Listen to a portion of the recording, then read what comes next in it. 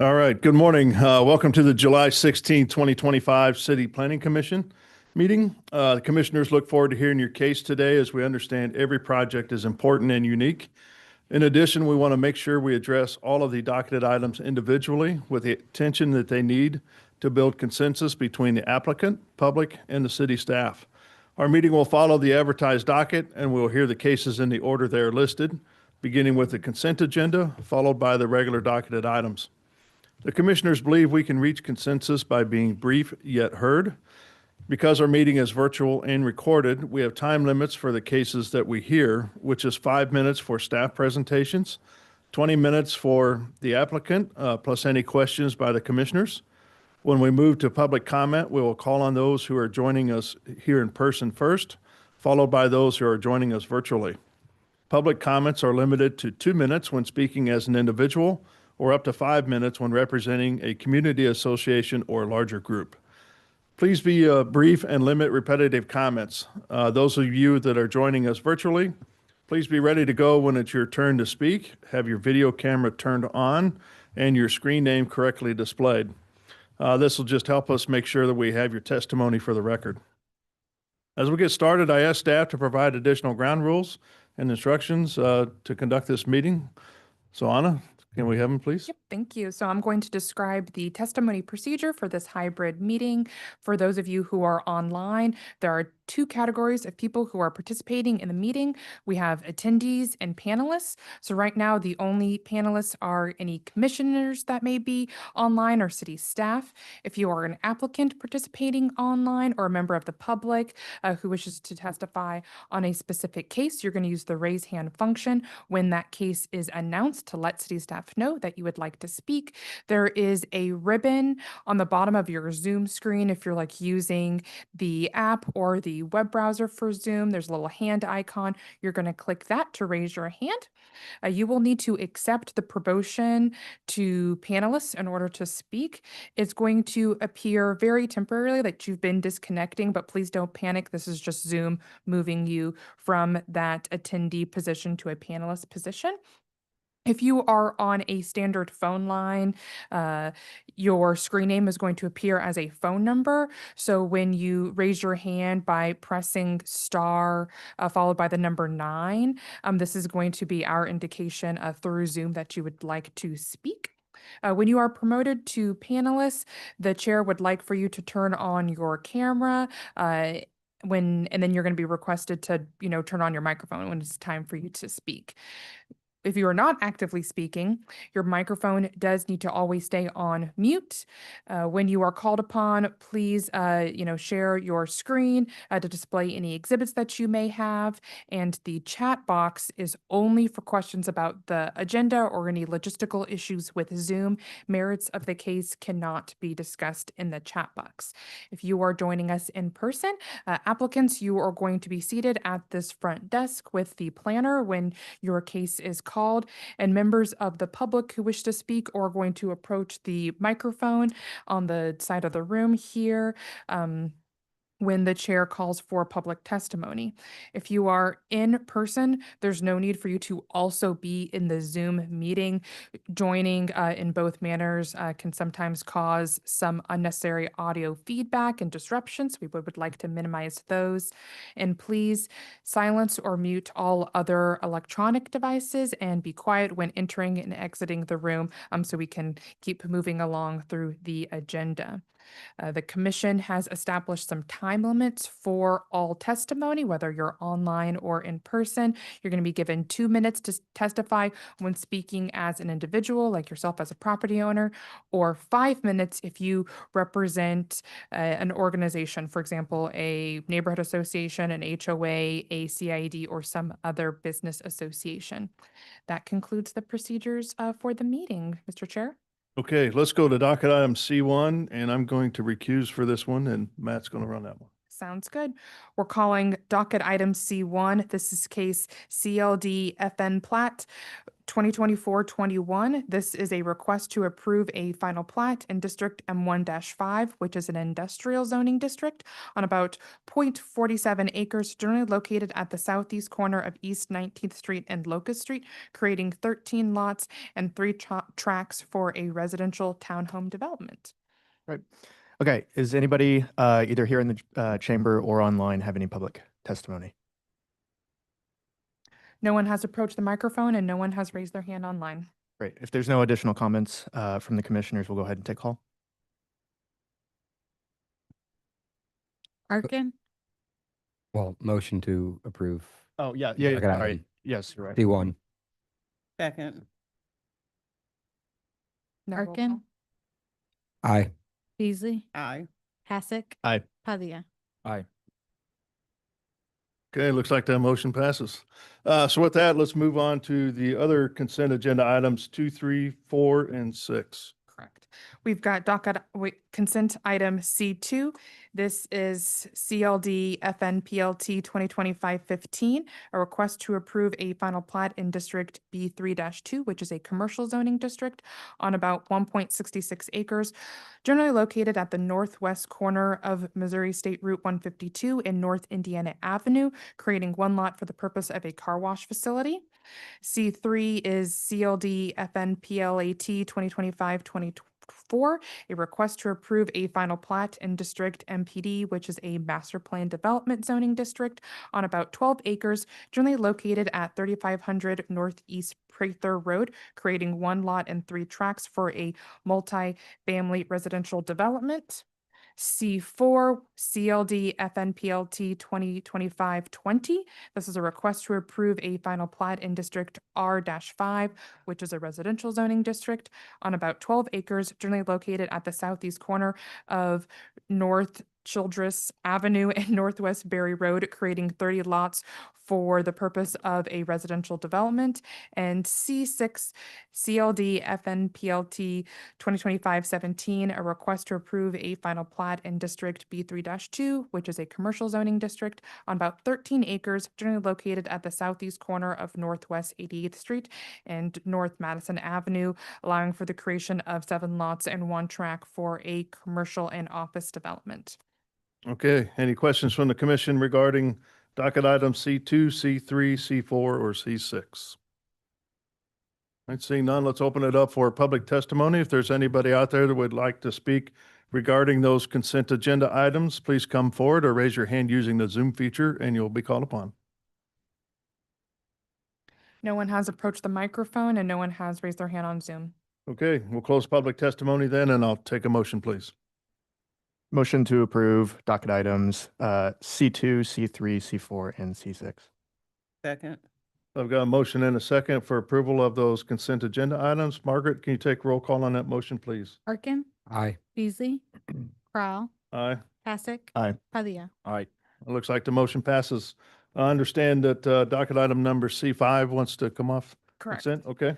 We have C5, CLD FNPLT 2025-21, a request to approve a final plat in District R1.5, which is a residential zoning district on about 17 acres, generally located at the southeast corner of North Cleveland Avenue and Northeast Berry Road, creating 29 lots and tracks for townhome development. Matthew Barnes is the staff planner associated with this case. He's hiding back in the corner today. Doing some cross-training today. Okay. Good morning, Matthew Barnes, City Planning and Development. I apologize, I did not prepare a presentation for this. We just need to update one of the conditions, condition number 14, to reflect the condition number 25 of the controlling ordinance of the preliminary plat, as there was some deviations to the requirements for half street improvements approved with that controlling plan, and the condition that the Public Works Department put on there did not correctly reflect that. Okay, so we're looking at removing condition 14. Is that what you're saying? Removing condition 14 and replacing it with condition number 25 of Or updating 25?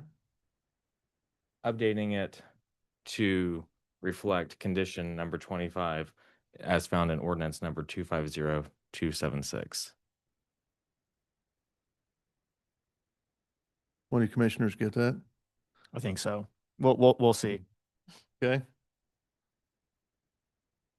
Any questions on that from the commission?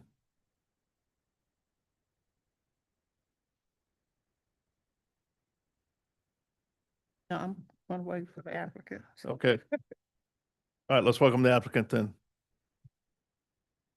Chairman, members of the commission, my name is Patricia Jensen, today here on behalf of PC Homes. And as Matt stated, the condition that was reflected in the final staff report for the improvement to Berry Road does not reflect the condition for Berry Road improvement that was in the approving ordinance. So we just need to make sure that it is consistent with the approving ordinance. Okay. Any questions from the commissioners to the applicant? No? Okay, thank you. This time, let's open it up for public testimony. If there's anybody out there that would like to speak, docket item C5, please come forward or raise your hand using the Zoom feature and you'll be called upon. No one has raised their hand on Zoom or approached the microphone. Okay, we'll close public testimony then. Anything else to add on this? Nope. Okay, take a motion, please. Okay, taking a motion to approve docket item C5 with the amendment of condition number 14 to reflect condition 25 in accordance to section 250276. Second. I've got a motion and a second for approval of docket item C5 with the modifications to condition 14 as stated. Margaret, can you take roll call on motion, please? Arkin, Aye. Beasley, Aye. Crowell, Aye. Hassick, Aye. Padilla. Aye. All right, looks like the motion passes then. All right, moving to our regular docketed items, let's move to continue those that are, or talk about those that are wanting to continue, so. Understood. The first item to be continued today is docket item number 6, KCD CPC 2025-75. This is a request to approve a rezoning from districts B4-5 and B3-2, which are both commercial districts, to MPD Master Plan Development with an associated preliminary plat and preliminary development plan on about 3 acres, generally located at the southeast, both of the southeast and southwest corners of East Linwood Boulevard and Troost Avenue. This is a continuance request without fee to August 20th. We have docket item number 7, KCD SUP 2025-19. This is a request to approve a special use permit acting as a preliminary plat for a school located in districts R.5 and R1.5, which are both residential zoning districts, on about 13.31 acres, generally located at the north of East Meyer Boulevard to the west of Research Medical Hospital. This is a continuance also without fee to August 20th. And then last item to be continued is docket number 8, CD SUP 2025-13. This is a request to approve a special use permit to allow for the construction of a gasoline and fuel sales establishment in District B3-2, which is a commercial zoning district, and R7.5, which is a residential zoning district, on about 1 acre, generally located at Dr. Martin Luther King Jr. Boulevard and Bel Air Avenue. This is a continuance request off docket with fee. That concludes the continuance requests. Just to clarify that last one, you said with fee, not without. With fee, correct. Okay, any questions for the commissioners regarding continuance of docket items 6, 7, or 8? All right, with that, let's open it up for public testimony. If there's anybody out there that would like to speak regarding continuance of docket items 6, 7, or 8, please come forward or raise your hand using the Zoom feature and you'll be called upon. No one has approached the microphone or raised their hand in Zoom. Oh, Oh, sorry, I'm sorry. approach the microphone. Good morning. Good morning.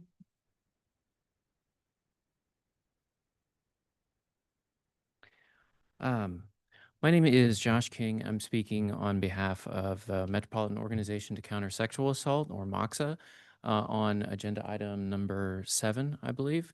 Okay, Which is I don't want to continuance. get into the merits of the case, just the continuance of it. Totally understand. I Okay. just want to express that We did come here with testimony. I won't give it.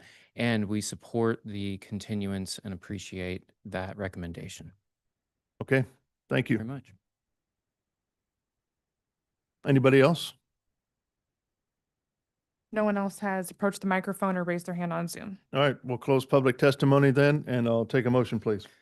Making motion to to continue docket item 6 and 7 to August 20th, and to continue docket item number 8 off docket with fee. And number 6 and 7 are without fee. Correct. Okay, Second. I've got a motion and a second for continuance of docket items 6 and 7 without fee to August 20th, and docket item 8 off docket with fee. Margaret, can you take roll call, please? Arkin, Aye. Beasley, Aye. Crowell, Aye. Hassick. Aye. Padilla. Aye. All right, looks like that motion passes then. All right, with that, let's go back to docket item number 1, please. Sounds good. We've got docket item number 1, KCD CPC 2025-89. This is a request to approve the 9th and Central PIEA plan and declare the area as an undeveloped industrial area in need of redevelopment and rehabilitation pursuant to the Missouri Planned Industrial Expansion Authority, PIEA law, on about 5 acres, generally bordered by West 8th Street on the north, West 10th Street on the south, Wyandotte Street on the east, and Broadway to the west. Olufu Agbaji is the staff planner associated with this case, and the applicant team is with us here in the room. Good morning and welcome back. Good morning, Mr. Chairman. Thank you. Olafo Agbaji, City Planning and Development staff, and it's good to be back and good to see you guys. So I hope Justin took care of me. So without further ado, this first case is case number CPC 225-0089. This is tax incentive plan. This is the 9th and Central PIEA General Development Plan. And let me just make sure I can move this. Try clicking. Okay. With me today is Jim Porter, David McCubry with PIEA, and then I think in the audience is Jonathan Arnold, who's the developer. Again, this site is located kind of in the downtown core where my arrow is pointing.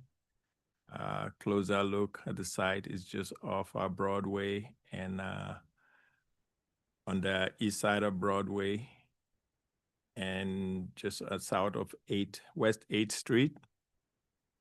This is the area highlighted in yellow, and it's about 10 tax parcels. And I'm just going to give, I'm doing a quick introduction, and then Jim Porter will present the actual PIEA presentation.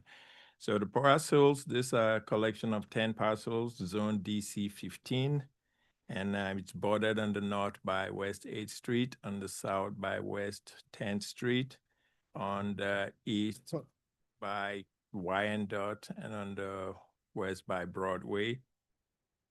Again, it's within the downtown core, and the GDAP does recommend downtown core uses at within this location. The current uses on this, or the current structures on this parcel, are 2 office building, parking structures, and a parking structure, and some just vacant parking lots.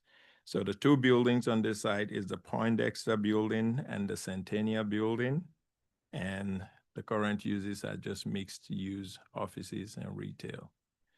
Again, the applicant is seeking approval of the 9th and Central PIEA General Development Plan pursuant to the PIEA law.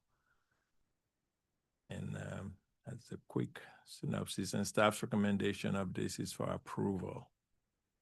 And I will go and see if I can transition to Mr. Porter's presentation. Good morning. Good morning. Good to see you guys.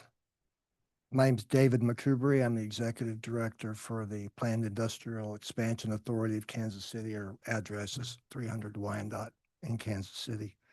We are here to satisfy a statutory requirement from Chapter 100 to satisfy this for a undeveloped industrial area as defined by the statute. And Mr. Potter will show that definition here in a few minutes. But if we're successful, the area within the boundaries will be eligible for PIA's incentives. Eligible doesn't mean that we know exactly what those will look like, but it just means that it's eligible and there's a separate vetting process after that.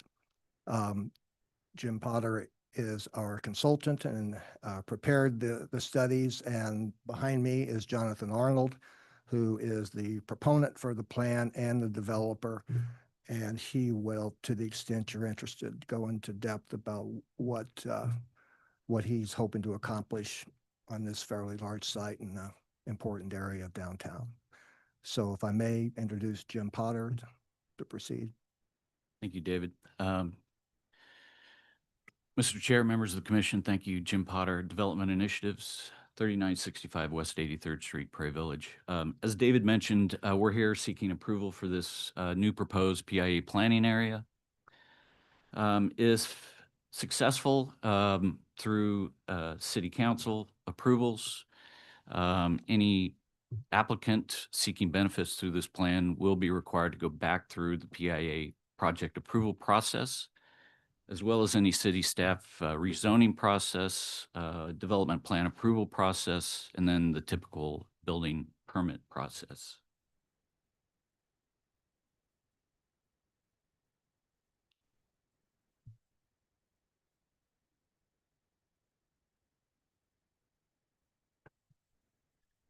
So as Olafu mentioned, this plan is roughly situated at the intersection of 9th and Central, right in the heart of the Central Business District. It's approximately 4.4 acres.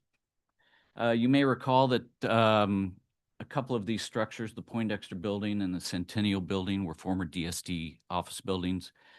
They have been vacant since January of 2020, entirely vacant. There is a skeleton crew of maintenance folks, a couple individuals keeping an eye on things, but everything is vacant.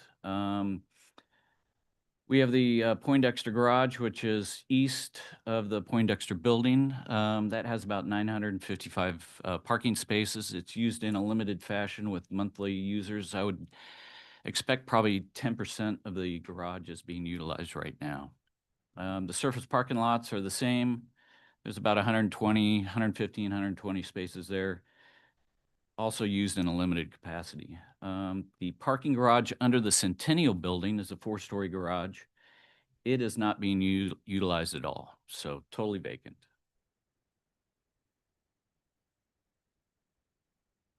So this image shows, again, just going back to the vacancy, we have between the Poindexter and Centennial, we have about 492,000 square feet of vacant office space right in the heart of the Central Business District. That's a pretty large amount of vacant space. So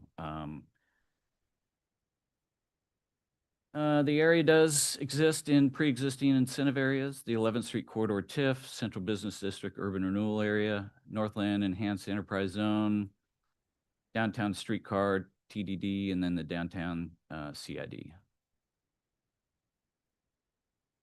Current zoning is DC 15. If any applicant wants to utilize benefits from this plan through the PIA, they will have to rezone to UR. We would anticipate that standard PIA benefits will be utilized. So the proposed project is the historic rehab of all historic structures, the conversion of all the office into mixed income residential. We anticipate approximately 190, maybe 200 units. Rehabilitation of all the parking structures, and potential new development on the surface parking lots. That has yet to be programmed, but that is being contemplated. Project budget currently is at $78.8 million. That would generate approximately 350 construction jobs with an annual construction payroll of $18.6 million. There is some contemplation of retaining 2 floors of the Centennial Building for office use if the right tenant is found. If that is indeed the case, that would generate approximately 440 full-time jobs there. But that is wait to be seen. So there is some difficulty in construction here. As I mentioned, both these buildings are vacant. They've been vacant for going on 5+ years now.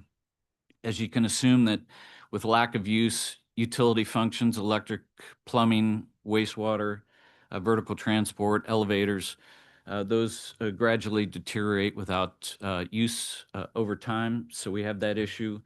The existing office design of Poindexter and Centennial is currently obsolete in its form and function. We have very deep floor plates. Utilities are configured in odd locations in both of these buildings. So it just doesn't make sense from current office standards. These floor plates don't make sense. So we would anticipate large-scale demolition and reconstruction for any type of residential development. And then we also have some potentially inadequate soils on those surface parking lots. Up until the late 80s and early 90s, there were buildings on those sites. Those were likely demoed and just all the debris pushed into the basements and into the sub-basements.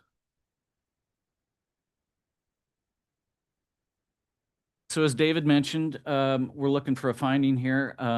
As part of the PIA project approval, you have to have a finding that the area is either blighted, that the area is in insanitary, or that the area is underdeveloped industrial area.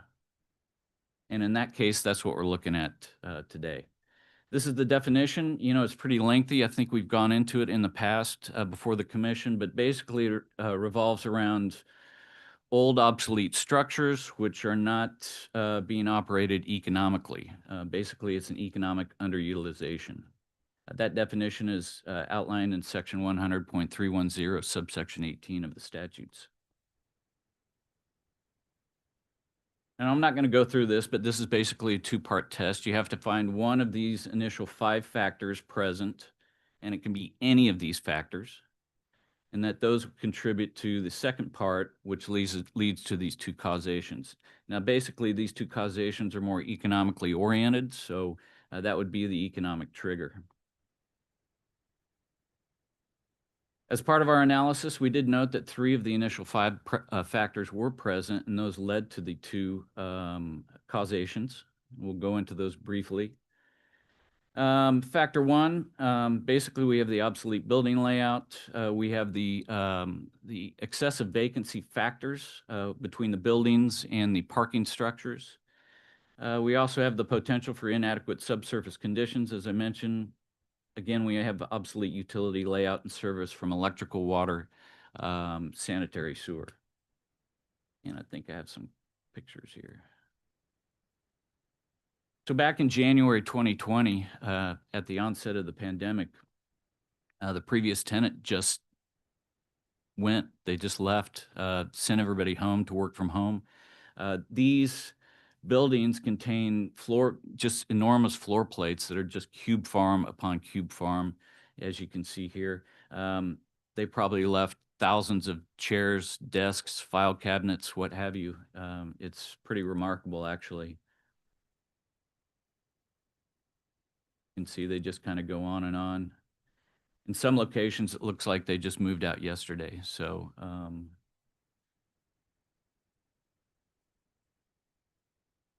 one of the unique things with the Poindexter is being a historic structure, there's some odd levels of floor, some varying heights of the floor. And so the previous tenant had put in this floor riser elevation system. It's basically 12 to 14 inches throughout the entire building. So that will have to be removed, and there'll have to be modifications in regard to that. The Poindexter garage it's used on a limited basis, but it's totally open to pedestrian traffic. Anybody can get in there and walk around. There's been a number of trespassing and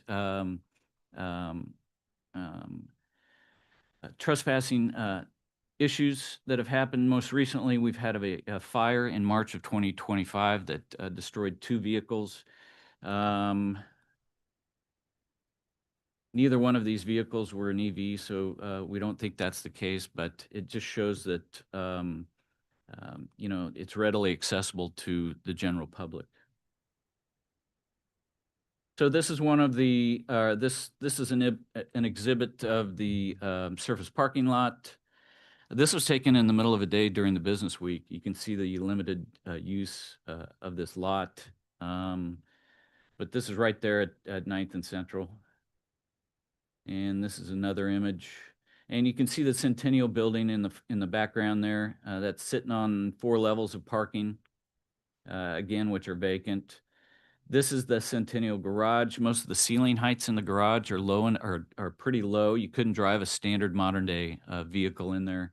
I think there's one level that you could probably park higher level vehicles there. So it's a limiting factor, obviously, in the adaptive reuse of this building. And this is typical issue of the Poindexter Garage as well. So going into factor 2, these are many of the same issues, but in this instance, we're looking at crime incidents. I think everybody's aware with the increased crime level downtown as well as Midtown urban core. This planning area is no different. We would anticipate with the activation of these 2 buildings with 190 plus units, that'd be 190 plus households, really activate this area and bring more life and more eyes onto things. So we anticipate that to change. We did note some suspect asbestos containing materials. This is fireproofing. We don't know if it's been tested yet. We haven't found any record of that, but would need to be checked out. We also did note some excessive water damage that's starting to affect some of the interior finishes. This is most likely from compromised roofing systems. This is an image of the Centennial Building with numerous patches. This will have to be redone, obviously, as part of a new project. But this deterioration is leading to some compromised interiors below. We also have some structural issues down in the garage, some spalling of some of the concrete and exposed rebar, et cetera. It's starting to get pretty excessive, so that'll have to be addressed as well. And so we go into factor 3. This is much of the same, but it just goes into the obsolescence of the area. Just from the simple fact that we've had this vacancy for the past 5+ years, obviously the operation of these 2 facilities is not economically feasible. So otherwise that would have occurred. Again, just some more deterioration. This is the pedestrian entry on the Poindexter. And then we have an old, obsolete, insufficient rooftop HVAC chiller unit. This will have to be removed and replaced. So this rolls to part 2 of our analysis. It's more of an economic argument, and we've seen this before. But you know, with new households in the area, with the added cost of a $78 million project, construction jobs, we're going to see added e-tax on employment, also for our residents. We're also going to see new utility taxes on any improvements. And the second cause is basically the same, but it also revolves around the local crime impacts, which we would see that lessen as a result of this project. So to summarize, we did find conditions present which would satisfy the undeveloped industrial area finding as outlined in the statute. That would be our recommendation, and I'd be happy to answer any questions. Okay, thank you. Go back to that last slide, please. This one? Yes. Yeah.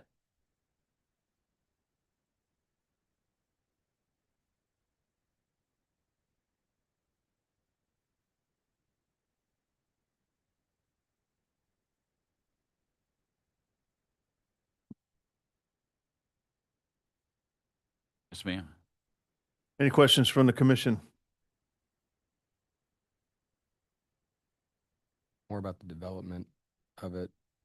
I'll ask a couple quick questions. It sounded like the plan is to turn it into Residential, I'm assuming, or I'm not going to assume, is it rent or own? We speak to the redevelopment plan. Jonathan Arnold with the Arnold Development Group. Commissioner, council members, thank you for having me here today. There are four things I think that separate our approach to this project from your average sort of housing project. The first, we believe strongly that we need to address the affordable housing issue in Kansas City. We think that the best practice around doing that is in mixed income housing. We've probably seen, in our opinion, too many projects that have been 100% affordable or 100% market. All of the studies show that if we really want to address poverty, we need to have mixed income housing and let people rub shoulders together. That also includes programming the building with amenity space for people to interact. And so our plan for this project is currently 192 units, 40% of which will be affordable, and a wide range of affordability from 30% AMI to 80% AMI. So that's 77 units that will be income restricted for 30 years, with the remaining being market rate, and there's cross subsidy that happens within those. Second, this is a highly transit-oriented corridor with great access to services and jobs. We think it's super important where you're placing affordability. Third, there will be no difference between the affordable units and the non-restricted units. They'll be completely mixed in. No one will know like who's living where. And then lastly, we're going to do as much as we can to address carbon emissions and climate and energy efficiency by maximizing the rooftops for solar and trying to do best practices around the environment. And happy to answer any other questions you have. That being said, affordable housing rental. Yes. Okay. Rental. Yeah, because my next question was with abatements and purchasing, is that transferred on sale? But if it's not, so there will be no purchased ability to purchase. It's very difficult, or I would even say next to impossible Yep. to finance for sale multifamily in a condo structure with litigation that we've seen and the risks associated with that. So our approach is keep costs down as much as possible. Yep. Allow people to save and build wealth through affordable housing and transportation. I do Okay. have a question. So you said that your intention is to maintain the existing structures that are there, correct? Correct. I would say the structure, all of the mechanical systems will need to be replaced. Sure. We're just talking like structure of the building themselves, no like building demolition. And so with the intention to sort of retrofit these with residential, have you kind of had any high level thought of how to make specifically, I think what it's called the Centennial Building, but the office structure work with residential? Because I know a common problem with office to residential conversions is that the floor plate's too deep and you can't get sunlight into some of these spaces. So is that something that you've taken into consideration? We have, this fortunately is not the first building in Kansas City with very deep floor plates that's been converted to residential. So there's very good examples of somewhat deep units that have the first bay or bay and a half or two bays where your kitchen, living room, dining is. And then your first bedroom gets borrowed light. And if you have a very deep unit with a second bedroom, it's a very quiet, dark, wonderful place to sleep. And that seems to work really well. And that's our approach with this project, is to borrow light, bounce it, and maximize the floor area. We did look at cutting atriums into the buildings. That's another approach with these deep floor plates. It's our opinion that what you get when you do cut a hole into the building is very compromised light and about half of your floor area. And so you add a whole lot of cost. You don't really get great living environments. And so it's just better to keep the floor area and maximize the space as best as you can through design. Sure. I believe my question is more for Mr. Potter. Mm-hmm. You mentioned there are already different incentives that are on this area. If this PIA is approved, do those still stay in place? Well, those are city council approved incentive areas. I think the 11th Street corridor TIF may have expired or is getting close to be expired. Those will be in place. I think the prerogative of the PIA is you can't stack incentives on top of each other. So there's no reason to take advantage of the urban renewal area when you take advantage of the PIA. So Happens to the, There's- T- there- what there's- happens to the TDD? I think that's the streetcar. that stays in Okay. place. That Yes. stays in place. Yeah, as well as the CID. Okay.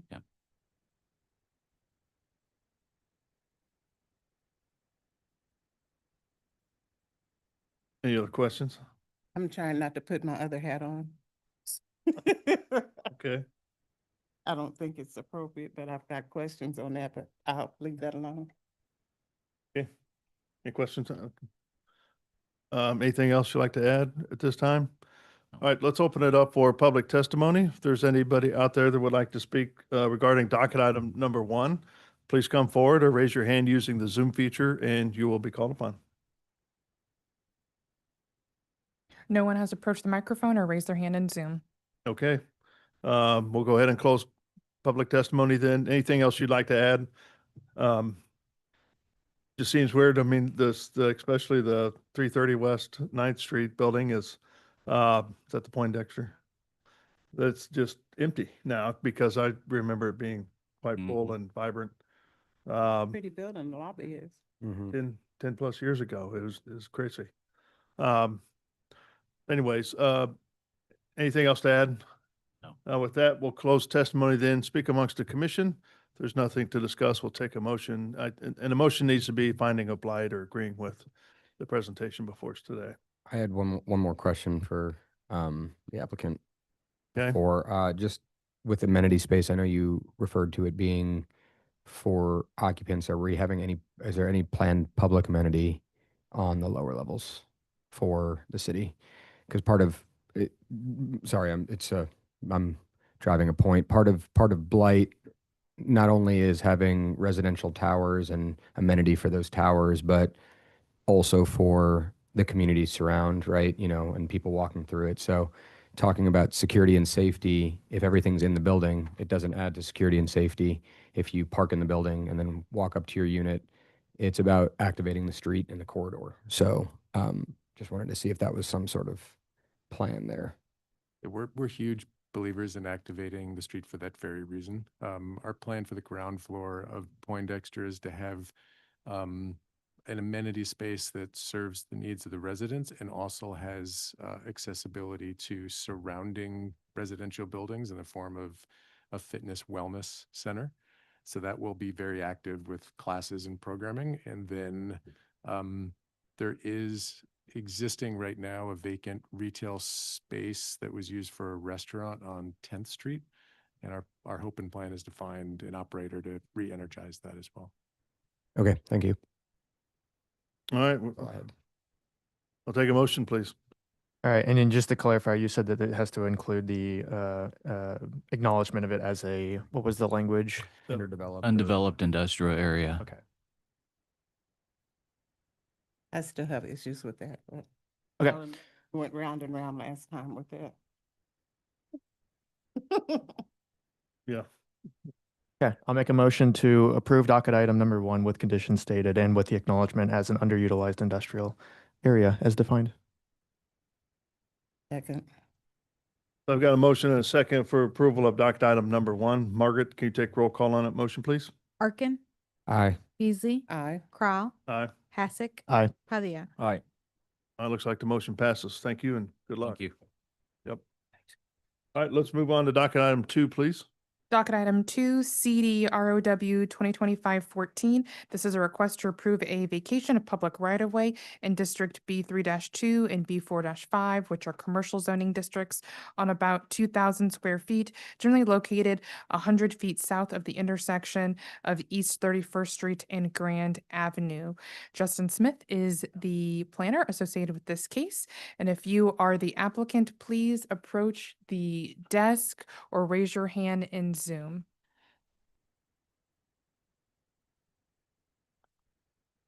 Is the applicant available? It should be a Mike Salzman. We are promoting Mike currently. Okay. Oh, can you unshare your screen real quick, Justin? Yep, sorry. And Mike is connected. Mike, please turn on your camera and microphone.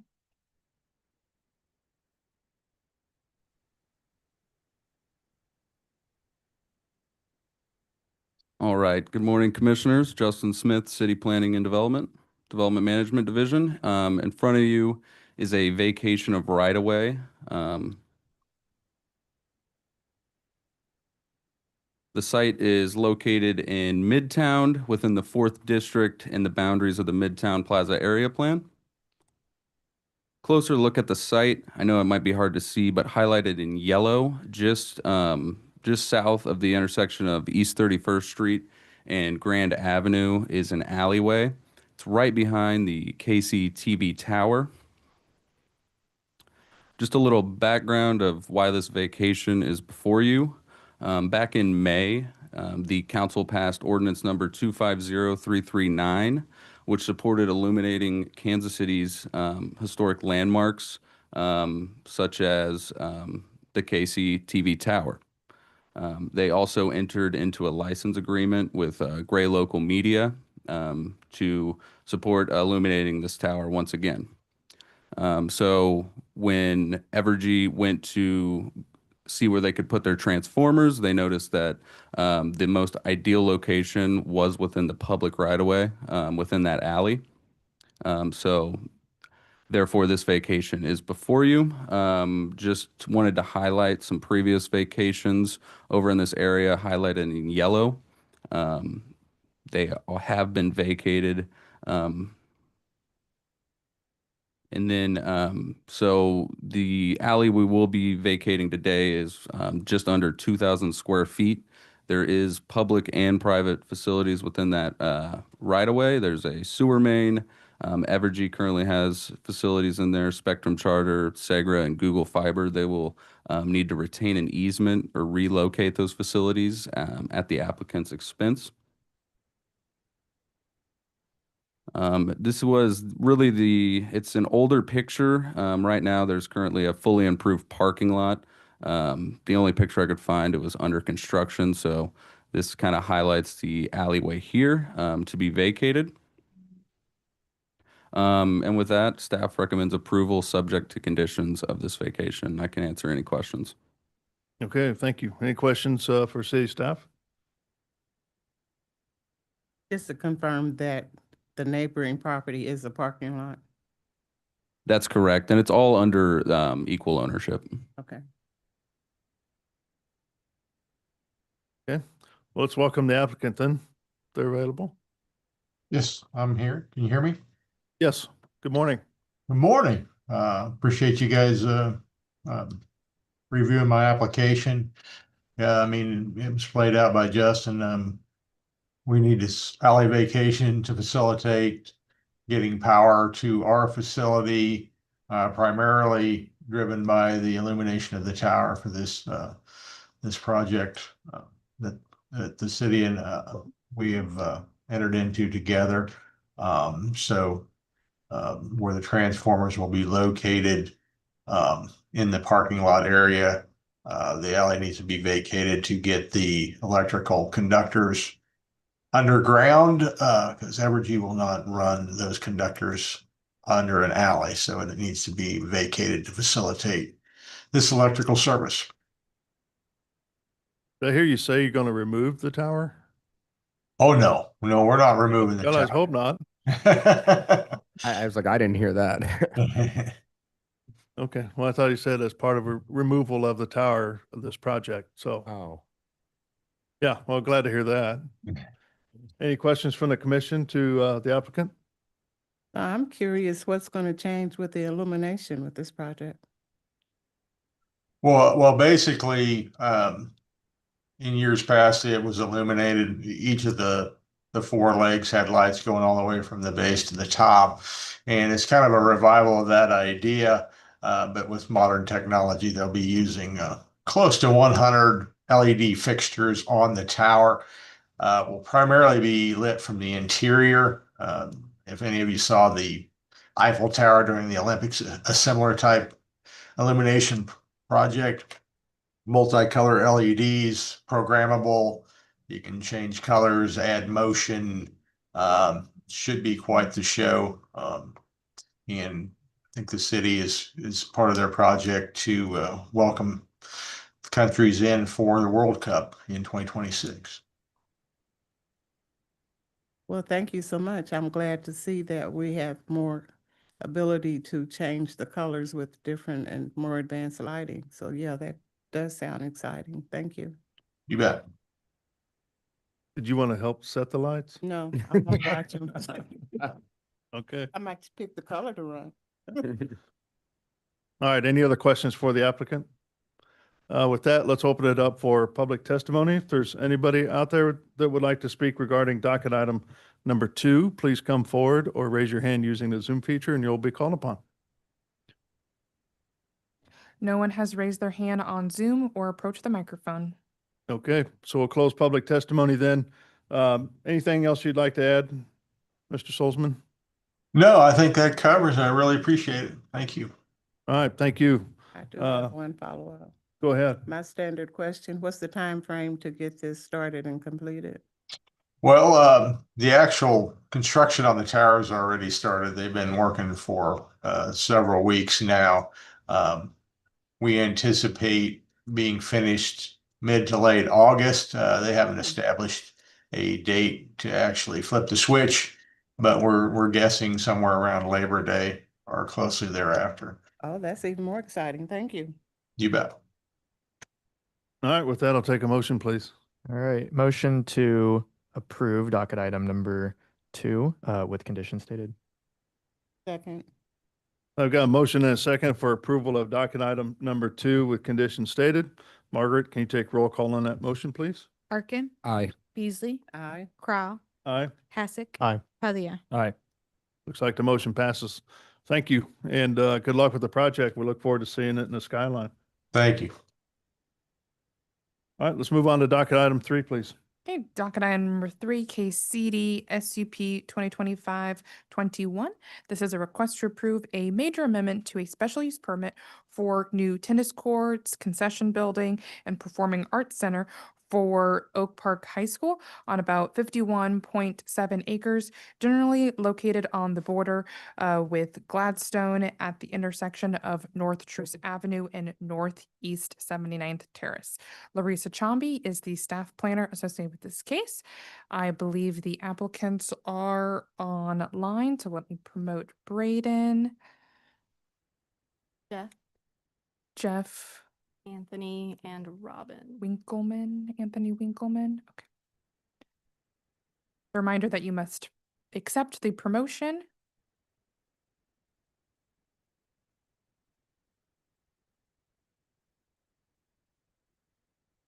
Braden, Jeff, and Anthony have all been connected. All right. Good morning, Larissa Chomby, City Planning and Development. I will share my screen.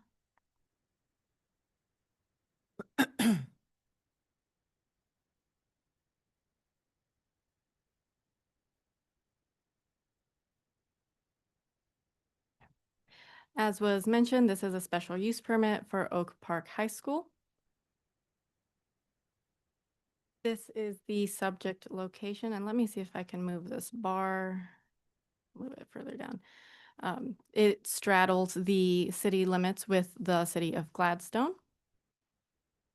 And here you can see it, just an overview of the site. You can see that dotted line, that is the city limits of Gladstone. And so the football stadium currently straddles that line. This is the existing school. And then this is the proposed amendments for that special use permit. The first phase contains the concession stand, which is located in the northeast corner, overlooking the baseball fields. The second is moving the tennis courts from their current location where it's highlighted in yellow, moving them down to where it's highlighted in red. And the bottom 3 courts will be within the city of Gladstone's jurisdiction. And then phase 2 contains a performing arts center to be reviewed at a later time. So phase 1 for the concession stand, it's approximately 646 square feet and 27 feet tall. It's got 2 stories. The first story is the concession stand, and then the second story is a press box that will overlook the baseball field. And then the second portion of phase 1 are the tennis courts that you can see just in a little more detail here. The bottom 3 and the top 3 are surrounded by a 10-foot tall fence, and then the middle 2 are also surrounded by a 10-foot tall fence. These are the renderings for the concession stand. They are a mixture of split face, CMU, and metal wall panels. And then the applicant did provide the square footage and the building height, as well as materials for the Performing Arts Center. They're still working on their design, but they did want to provide just a few more details. So it's proposed to be 34,000 square feet, about 40 feet tall. And then in the staff report, they did list that the prohibited materials will be EIFS, natural or simulated stone, stucco, and plaster, and the intent is for it to match the existing building. The applicant did increase the landscaping along North Troost Avenue and did increase it as well, just around the concession stand. And then here's just a look at the property. This is the principal school building, and you can see this is the location of where the concession stand will be. And I have a zoomed in version, and then this is just from the corner, and the concession stand will be behind this tree. And then taking a look at the location of the tennis courts, you can see far away in the distance that football stadium. There are a couple conditions to update, and let me see if I can move this again. So the first one is condition number 6. We are just requiring that the administrative adjustment for required bicycle parking be applied for and approved prior to the certificate of occupancy for phase 1.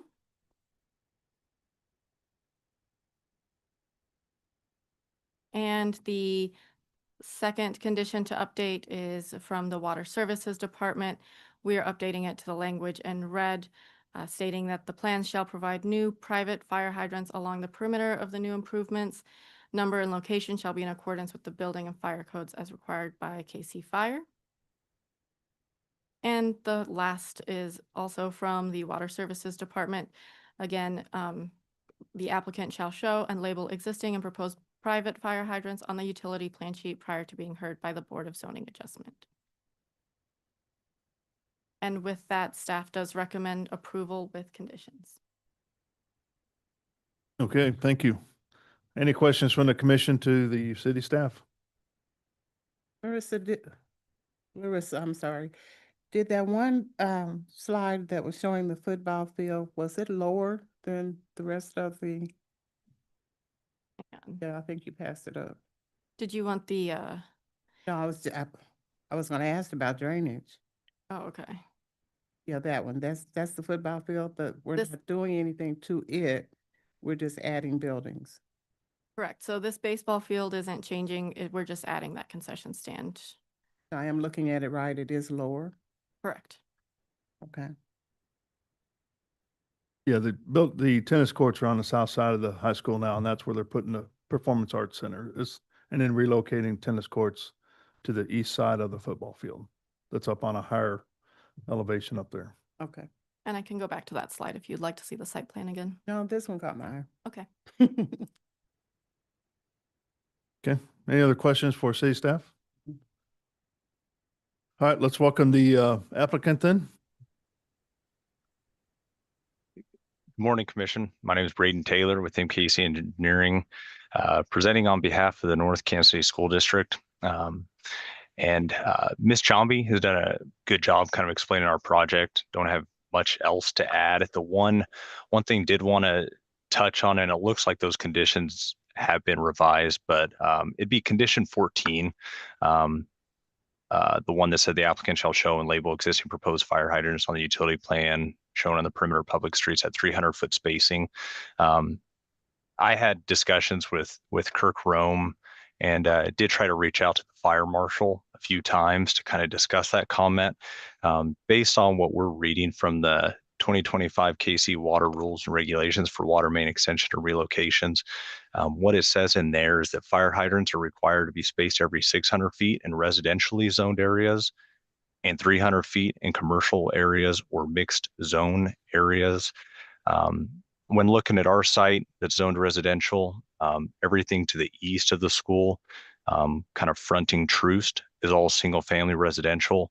And then everything north of the school, 79th Terrace, north of there is all zoned residential as well. So that comment about the 300-foot spacing, we felt like the code was misinterpreted there, and that really should be fire hydrant spaced at 600 feet based on the 2025 KC water rules and regulations. That was the only kind of issue or item that we wanted to see about revising on the conditions.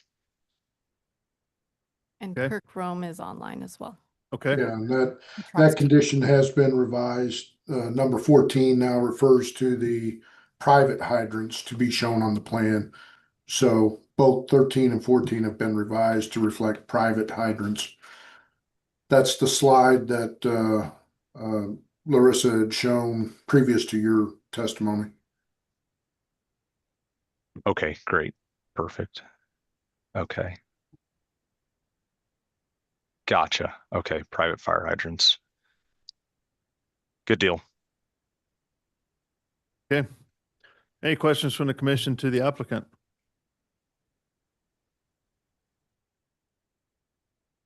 All right, with that, let's open it up for public testimony. If there's anybody out there that would like to speak regarding docket item number 3, please come forward or raise your hand using the Zoom feature and you'll be called upon. No one has approached the microphone or raised their hand in Zoom. Okay, we'll go ahead and close public testimony then. Anything else to add, Mr. Taylor? Nothing additional. Thank you for your time. All right, with that, we'll close testimony and I'll take a motion, please. Just need to get a clarification before, Okay. do we need to amend the condition number 14 or has that already been amended? It's just out of date for our staff reports. I think it's already amended based on the staff It- presentation. It would need to be amended to what's in red. 13 and 14 needs to be amended to what's in Okay. red. Yeah. Okay, then I can go ahead and make a motion for the approval of docket item number 3 with conditions stated, with the amendment of conditions number 13 and 14 to show what was presented in the presentation regarding 600-foot spacing of fire hydrants to residential standards. And then number 6 as well Oh, and then the amendment of number 6. What was the amendment of number 6 again? on the screen. With the number, or with the amendment of number 6 to the language stated on the staff presentation. Second. So I've got a motion and a second for approval of docket item number 3 with modifications to conditions 6, 13, and 14 per staff comments. Margaret, can you take roll call, please? Arkin, Aye. Beasley, Aye. Crowell, Aye. Hassick, Aye. Padilla. Aye. All right, looks like the motion passes. Thank you. Thank you. All right, let's move on to docket item number 4. Can we take a short 10-minute restroom break? Probably because it looks like it may be a while if Mhm. everybody wants to speak. Yes, if we can do that, that'd be great. Thank you. And I think you're heading out, is that right? Yes. Okay.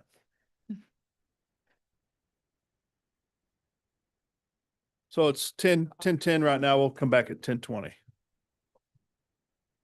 Doesn't take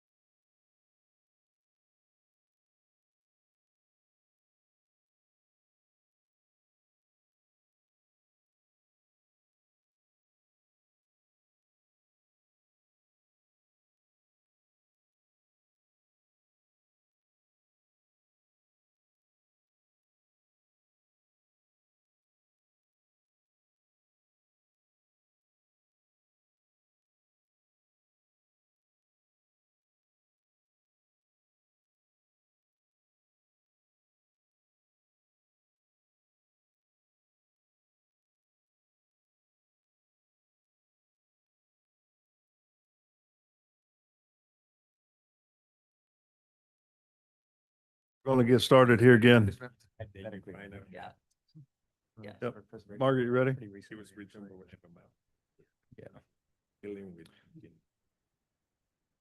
All right, welcome back, everybody. Let's move on to docket item number 4, 4.12, and 4.3.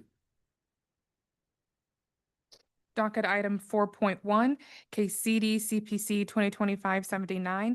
This is a request to approve an amendment to the Shoal Creek Valley Area Plan by changing the recommended land use from mixed-use community, residential low density, and residential medium density to residential high density on about 29 acres in an area generally located at the northeast corner of Northeast Shoal Creek Parkway and Maple Woods Parkway. 4.2, case CD CPC 2025-77, a request to approve a rezoning from districts B3-2, which is a commercial zoning district, and R2.5, which is a residential zoning district, to R2.5 on about 29 acres, generally located at the northeast corner of Northeast Shoal Creek Parkway and Maple Woods Parkway. And 4.3, case CD CPC 2025-76, a request to approve a development plan, which also serves as a preliminary plat in District R2.5, allowing for 177 unit cottage house development on one lot on about 29 acres, generally located at the northeast corner of Northeast Shoal Creek Parkway and Maple Woods Parkway. Olufu Abaji is the staff planner associated with this case, and the applicant team is in the room with us. Thank you, Anna. Let me just tee up my presentation to. Can you speak into the microphone, please? Thank you. Good morning, Olufu Abaji, City Planning and Development. Good to be back with you. This 3 companion cases before you again is a request to amend the area plan, a request to rezone about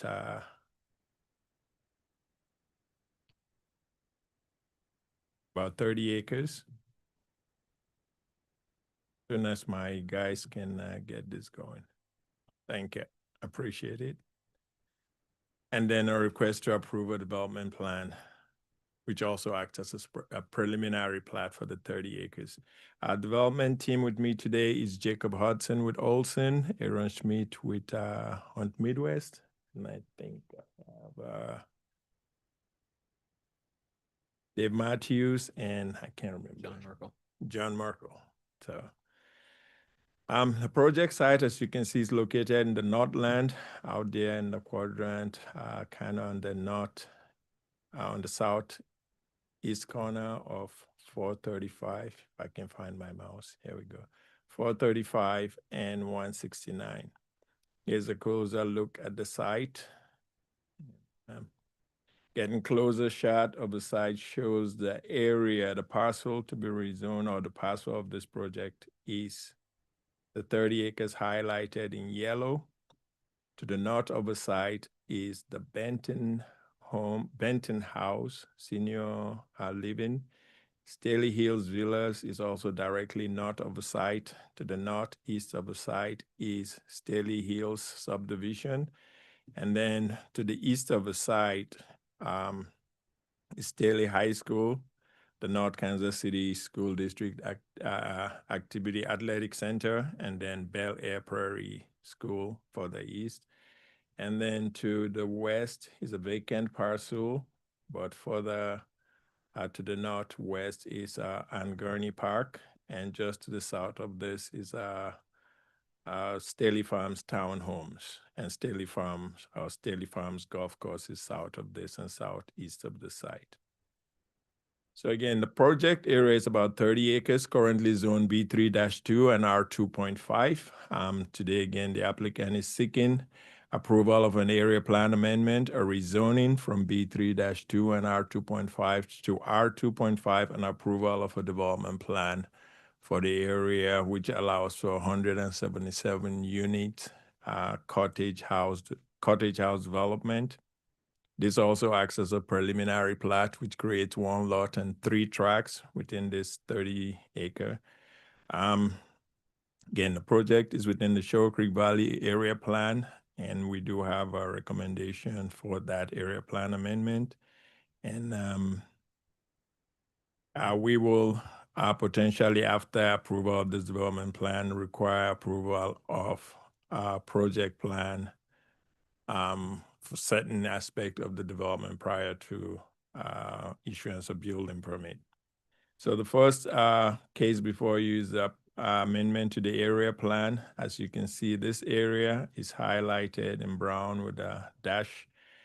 Again, it's currently zoned mixed-use community, residential low density, and residential medium density. And the request before you today again is to change that area plan to residential high density. I have a closer shot to show you where that bleed occurs or where so this is the area plan, which is kind of a block, but part of this holding or this parcel goes outside of that area plan. So it does have the residential high kind of to the south here. And then up here, you have the residential low. So that's just the way it is. And again, the parcel. The second case is the rezoning. As you can see, these are the existing zoning. B3-2, you see cuts through the Benton house and cuts through this parcel in this shape and format. And then the R2 then is the remainder of the site. The Staley Hills subdivision is currently zoned R6, which is, again, detached single family. But the Staley Hills Villas is currently zoned R2.5. So again, you can see we have mixed zoning, mixed land use plans. So again, here is a layout of the proposed development with the existing zoning. So when we got this and looked at the zoning, we discovered that, okay, we have the zoning line going through the proposed buildings. So at these cases, when you apply zoning or you deal with variances, what zoning district are we going to deal with? Are we going to deal with B32 or are we going to deal with R2.5? So and that's part of the reason staff has requested that the rezoning be done. So we go to one zoning so we know what we're dealing with. So the request again is to rezone everything to one zoning. So the applicant has chosen to go to R2.5. They currently have a B3 zoning. So that would technically be down zoning the B3 down to R2.5 residential. When we go to the R2.5, it's going to be similar to what the existing homes are to the north and what the existing homes are to the east, southeast. So the R2.5 would then be encumbered throughout this whole site. And then the future land use plan will be similar to what's in the southeast. So again, that's the main reason staff is recommending that this rezoning occurs so that we can go to one zoning. So when we apply any building setback or any building dimensions or lot setback, it's based on the zoning. And now we have multiple zoning. So the applicant has agreed to succumb or agree to staff's request to rezone this into one. The other option they would have had is to go ahead and move all the buildings into one zoning and then just make sure that the development plan respects the zoning boundary. In this case, they are rezoning the site so that they have one zoning that's similar to the zoning to the north and the zoning to the east. Quick background on how we got to that zoning and why that zoning line was there. So this site was originally rezoned to commercial back in 2001. There were additional amendments and different amendment to those plans all the way to 2004. And this is what was approved before this was deleted. So in 2016, ordinance number 160037 approved by city in 2016, the city council terminated what you see on your screen today. But what happened was, even though the plan was gone, the zoning remained. So this plan was what created the zoning line you see today. So on this plan, you see that this was supposed to be apartment, and then down here was commercial. So the commercial portion is what then created that zoning line that we see today and we're dealing with today. So as part of the staff, even though the council had deleted this plan, the zoning was never rezoned. So today's request of the applicant is that we rezone this so that that line is clean and cleared. So this was the approved plan, but it's no longer vested because it was deleted by council in 2016. So that's the background of how we got to that zoning.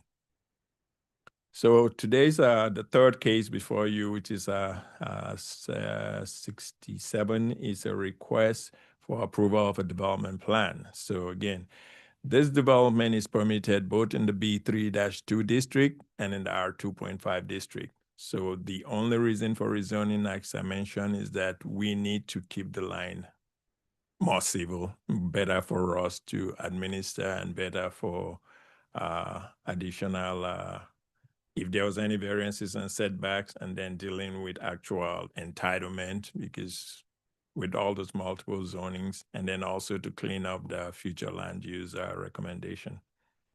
Again, the number of lots, it's going to be one lot. It's going to be 177 detached cottages, and the applicant will give you additional details on what those are in terms of the number of bedrooms, the number of garages. Some have garages, others have detached garages. They did hold a public engagement on June 16th, and then they held a second one on June 9th. And I can explain the difference between those two public engagements. The initial application was for rezoning to MPD, and we held that. And after further discussion with the applicant, we discovered that MPD was not the right zoning. Then they had to whereas staff requested additional application for the rezoning and the area plan amendment, which is why we came back and had a second public engagement. So one of the main things to decide is looking at the site plan as shown up here. This development proposes 3 access, which is one off Show Creek, Northeast Show Creek Parkway, and one off Maple Woods Parkway. And then the third is the extension of North Euclid Avenue on through the site. The other catch, or the other point I want to point to you is that this is all going to be private drives. So this is not going to be public drive, public right away. So this is all going to be private. And those 3 access are necessary. And they do with these 3 drives meet the connectivity requirement as required by the Zoning and Development Code. And it also provides relief for both the existing residents on at Staley Hills Villas, and also provides movement and connectivity for the new development, so that we're able to cover them both in terms of emergency and in terms of connectivity through the site. Again, they did have a public hearing. So with that, staff's recommendation is for approval of 4.1 without condition, 4.2 without condition, and approval of 4.3 subject to conditions. I do have some additional corrections to those conditions, and I probably will wait till after their presentation and at the end tell you what that correction is, so it's fresh in your mind. That ends my presentation. So. Okay, thank you. Any questions for city staff? No. What area plan is this? That's the Shoal Creek? Shoal Creek Valley area plan. When was that last updated? 2023. I'm shooting up the hip, but it's recently been updated. It's a recent one? Yep. While he's going through that, I can double check. So I can get that for you. Okay. Let's welcome the applicant then. Good morning. Good morning, Aaron Schmidt with Hunt Midwest. Can you bring up our presentation? We'll make a short presentation to you today and be happy to answer any questions. First of all, I'm joined here with Jake Hodson from Olson, David Matthews from Olson, John Burkle from Hunt Midwest. Also on the Zoom call is Kayla Beller with Metonic. So just introducing our team. Hunt Midwest, you may be familiar with, is a real estate development company owned by the Hunt family, the same family that owns the Kansas City Chiefs. We've been investing in Kansas City for the last 60 years. We've got over $3 billion worth of development projects. So committed to the legacy of the Hunt family name and providing quality products here in Kansas City. We're very picky on who we do business with, and we're honored to have a partnership with Matonic. Matonic is a Midwest-based company that's got over $1 billion worth of assets and specializes in these types of projects. So we've put together a very great team here. So gave you a little background on the project. Are you able to bring that? Hang on, it's coming along. Okay. As Olafu mentioned, this property has always been zoned commercial, right? It's always had a plan for commercial development. As he showed in his slide, the original plan was to have kind of almost big box retail shopping centers and apartment complexes. We've owned the property for 15 years. That's always been the intent. The zoning allows for that type of development. In addition to that, the area plan, the city's land use plan recommends a mixed use, which would include commercial and multifamily projects. So we had to make a decision as a property owner and developer. Do we continue on with that plan that's been approved? Or do we do something that we feel that fits a little bit better with the neighborhood? And so we made a conscious decision to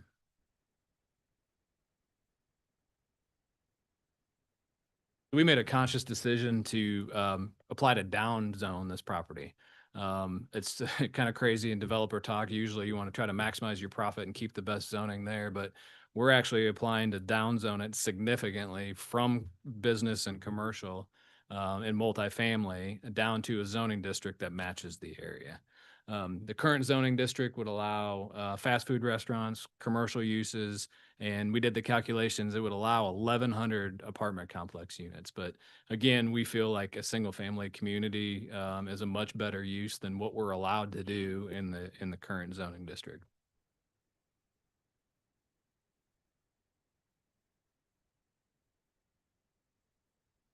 A little bit more on the plan. The project is Collection at Staley Hills. This is a high quality, top of the market, single family for lease community. We'll have 177 homes. 56 of those homes are 3 and 4 bedroom homes.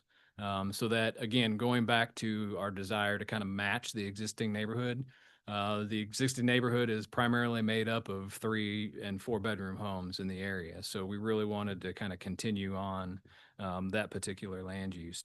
As you can see from the site plan, we'll have ample green space and open space. We have a trail and big open space in the middle. We've got a amenity center at the southwest corner of the property, which is a pool, amenity center, a clubhouse, and fitness center. Then, Mr. Schmidt, can you talk more in the microphone, please? Yep, sorry Thank about you. that. In addition to all the green space and open space areas, we have good buffers from the surrounding property owners. To the east, we have an existing riparian corridor that we're preserving. That's a great buffer between this project and Staley Hills. We'll talk about it a little bit more later, but we've got a great buffer between this project and Staley Hills Villas to the north, and that's a direct result from what we heard from the neighbors and a plan change that we had. In addition to those buffer areas, we've got buffer areas along Maple Woods Parkway and Shoal Creek Parkway. Some of these types of projects will put the homes very close to the streets and do kind of same color, same plan over and over again. We wanted a departure from that. We wanted some variety and some more green space and open space. So we had a conscious effort and lost density, honestly, but to move these units back and to have that open space that we could landscape. So just touching on the amenities, again, this is top of market, high quality, single family development.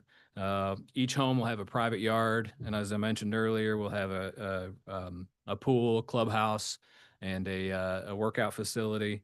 I think it's very important to note here too that this will be professionally managed and maintained. right? I think a lot of times in some single family communities, you have one person takes good care of their house, one person that doesn't, and you kind of have a mismatch. This is going to be maintained to the highest quality. Everything's irrigated. We have all the landscaping. We have all the requirements that we control on if any changes are made to the house.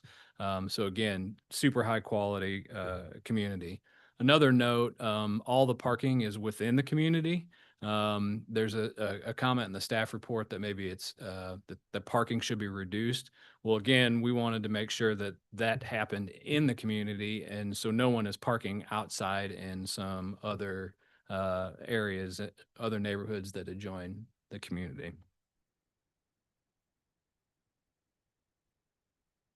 One of the feedback that we got is neighbors didn't like barracks type housing. Again, the housing where it's the same house over and over again, very close to the street. So we agree. We heard that comment. We've spent a lot of time designing these homes to make sure that we're going to have a high quality appearance of the homes that matches the high quality product that we're putting on the ground. John Burkle in our office is an architect. He's spent countless hours spending time to design these things. And so these are a couple plans that we have. But we did the math, and there's over 70 different varieties of home architecture, facades, and colors that can be put on the community. So a wide variety of how these homes look. And again, they're going to be set back from the parkway and landscape. So we heard the concern loud and clear and have really address that. So we're happy to come here and present the final product, but just to kind of peel back the curtains a little bit, for the last 9 months, we've been working on this plan, submitting, getting feedback, and resubmitting. It's been honestly a very long process. It all started with the plan that was originally approved, right? It's commercial and apartments. So that's the direction we were going to go, is, probably get that entitled and either develop that commercially or in a multifamily, or just turn and sell the property. That was a decision that we had to make. Again, we've, as stewards of the Hunt name and the community as a whole, rather than just turning and burning this as a commercial and apartment complex project, we decided to do a single family project. So that just lets you know that's kind of the thought process that we've had as we've planned this property, starting all the way back in October. Our original plan was right around 200 single family units that would have kind of big retaining walls along Shoal Creek Parkway, which gave fire heartburn, which gave the neighbors heartburn, kind of gave us heartburn on the appearance. We backed way off of that. So we went from commercial apartments to 200 single family, now to 177 single family. So really backed off the density. We've had 2 neighborhood meetings, one on the 18th and then one in July. So had a public meeting, got input, made changes to the plan. Had another public meeting, got input, and then we've got plan changes. So I think that one thing I do want to go back to is just kind of the high quality of the product, and the amount of units in the rental rates are kind of top of market, over $2,000 to over $3,200 a month for these apartment units. And then also the density. There's a lot of rumors on Facebook going around that are, Facebook rumors that, there's going to be over 1,000 people here. Well, there's going to be well over 1,000 people with the previous plan. We're expecting that it's probably between the 300 to 500 people range. And these types of communities that are more suburban and residential, you usually get, 2 to max 3 people living in these units. So I want to go through what we think is really important. There's a ton on this slide, but again, we did have 2 public meetings and we did get input. So some of the issues that we heard back from the residents, we tend to agree with, and we've tried to address. One was the issue through that northern street connection to Staley Hills Villas. We heard from the residents that they don't want our traffic from our private roads going through Staley Hills Villas. We said, okay, we agree. Our plan right now has got an emergency access gate that police and fire can use, but our residents couldn't, to address the concerns from the neighborhood. The appearance next to Staley Hills Villas in our first public meeting, our first neighborhood meeting, we heard that they wanted more screening and berms, and to buffer that appearance. We've resubmitted a plan with additional landscaping and screening between our project and Staley Hills Villas. A lot of concerns and discussion on the traffic. And so I've been doing this for 30 years. I feel like I know how traffic works. But we turn it over to the professionals really to give us their opinions. So we've hired Olson, who's got a very deep bench on traffic engineering. We've submitted a traffic analysis to the city, and that's been approved.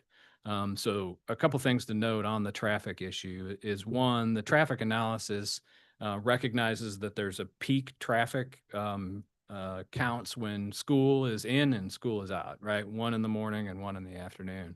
Our analysis shows, and this really provides a lot of truth, that our traffic is spread throughout the day, right? So when you have those peak traffic issues that are based from the school, our traffic is not going to add to those peaks and not hit those same peaks. Secondly, the traffic analysis has recommended improvements to the roundabout that's out there. Again, this was a comment from the neighborhoods that there needs to be some safety improvements. Well, that roundabout needs some improvements right now before we do anything, or if we do anything. But we've committed to making improvements to that roundabout that are recommended by the traffic study. And again, that traffic study has been approved by Public Works staff. The third traffic issue that we heard is we've got tons of school traffic, right? Which I can understand that when school is in and school is out, there's a lot of traffic going through those areas. That's not our traffic, but we'd realize that's an issue. And so we've identified almost $700,000 that the city has sitting in an account to make roadway improvements in that area. We'd be happy to help to secure and deploy that. But the city does have funding to make road improvements. And I think that that is something that the city should engage with the neighborhood to really identify what problems they think they have. And now there's a funding solution to fix those things. Again, going back to the concerns that this is the same house over and over again, right up next to the street. Just as a reminder, we have over 70 different varieties of plans and colors, and we'll have those set back from the street. So it's going to look very different than some of the other products. We heard about overcrowding of schools. That was a big concern. So we reached out to the school district and said, are your schools overcrowded? And the answer is no. That we heard from the school district that the high school, they actually project the population to go down for school for students in the high school over the next few years. And then the elementary school out there, from the school district, it was only at 82% capacity. So there's plenty of room in the school district, at least Belle Prairie, for additional growth. And then the low rental rates, again, these are going to be top of market, higher rental rates. And you know, we're not having the 1,000 to 2,000 people that was per the original plan. This is going to be much less. So with that, I'll conclude the presentation. Just wanted to say thank you to staff. We agree with their recommendations of approval and request approval today. Okay, thank you. Any questions from the commission? I got a few, so I was waiting on you three. No, go ahead. You might get one I have. Can you go back to the maintenance and talk about that a little bit more? You talked about the mowing, snow removal, trash. Is that included as an amenity for everybody, or is that everybody puts their thing out? Trash is included. What about the actual units themselves?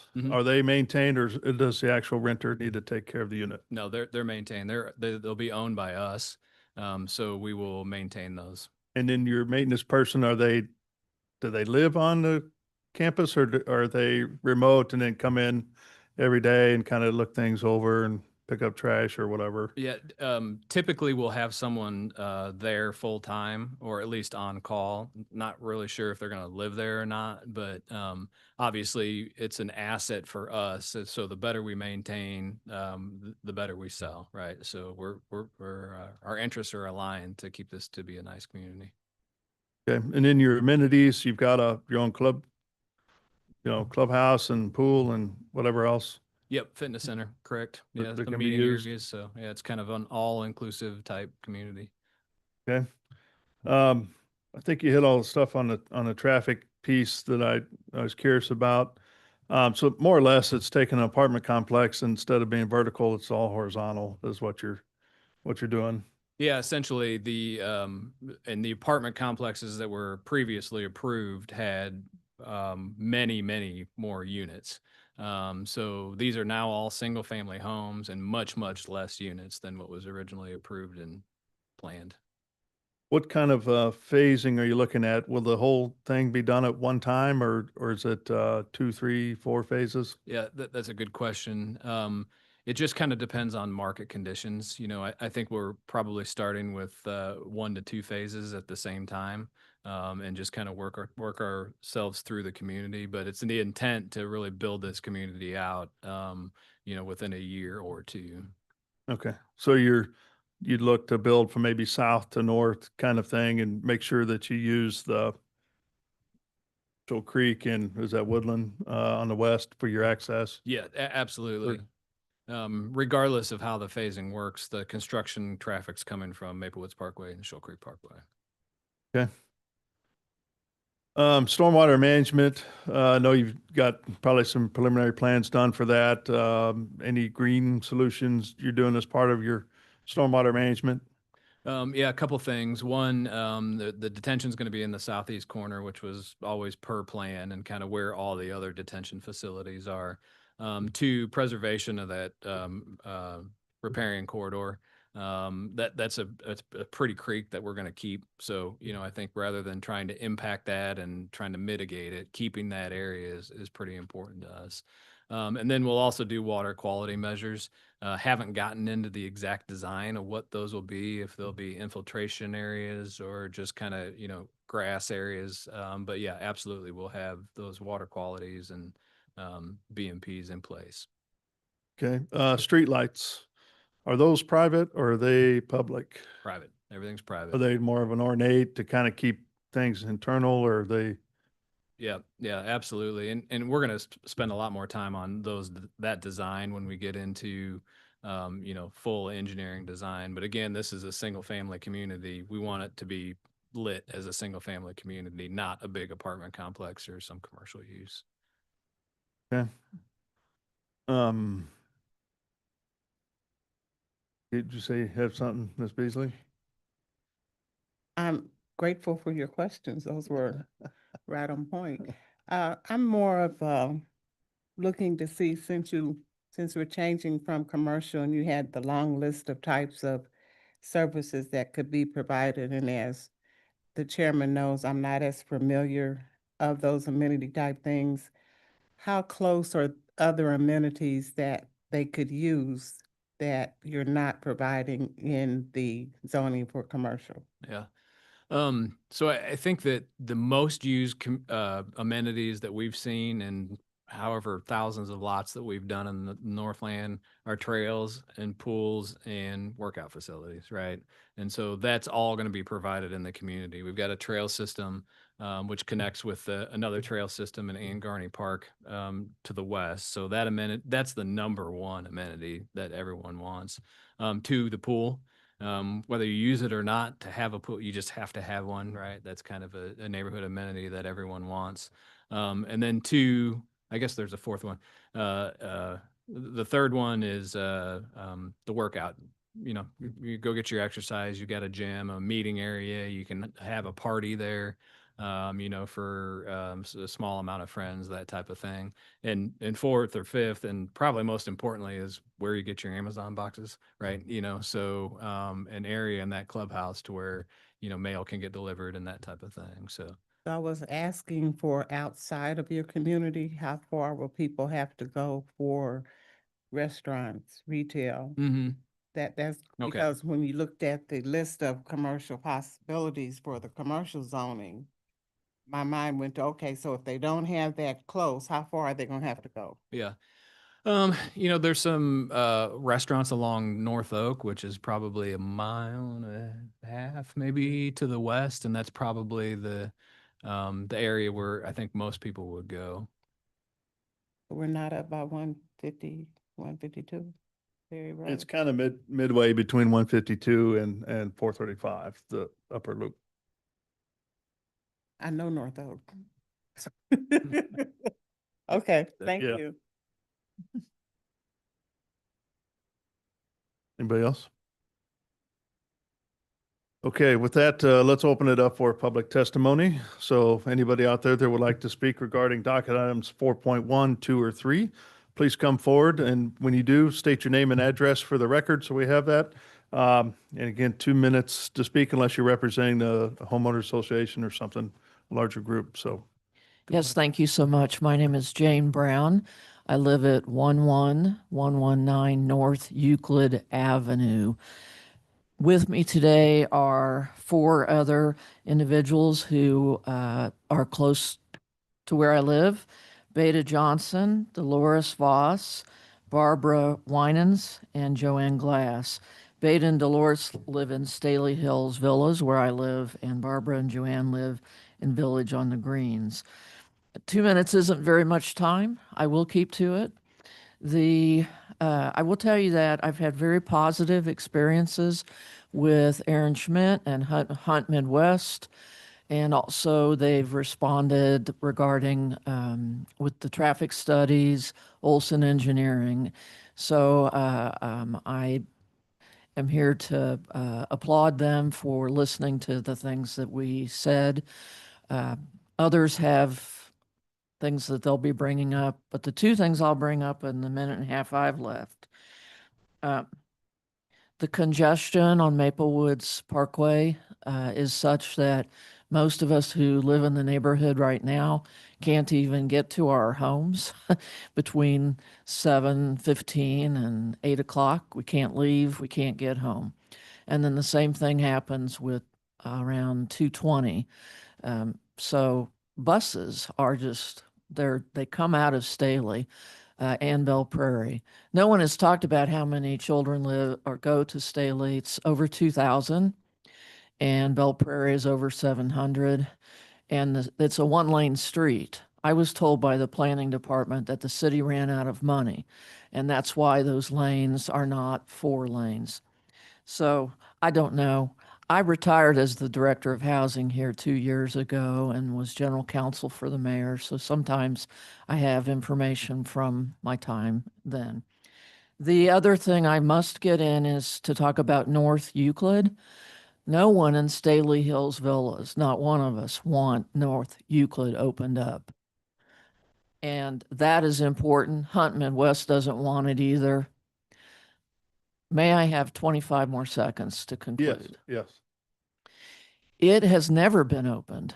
And so 8 years ago, when Staley Hills Villas were built, wonderful division area by Hunt Midwest, somebody got a waiver, or there was an amended condition, because that street is not open. And the fire department and the police and the ambulances, they come down 111th Street easily, no problem. So please accept the Hunt Midwest proposal to make that a gated street with numbers that can be used by the police and the fire department. Thank you. Okay, thank you. Good morning. Good morning. I'm Carolyn McClure, 11111 North Euclid Avenue. And could we bring up the screen that actually shows the development, the plan with the homes, the apartments? Keep going. Okay. For one thing, when we bring this up, you will see that the plan will show that this plan will butt up against this density of apartment homes butts up right up against single family. I believe you call it is whatever Staley Hills is R6 maybe? I don't Yeah, recall. you're talking to the east there. I'm gonna point it out.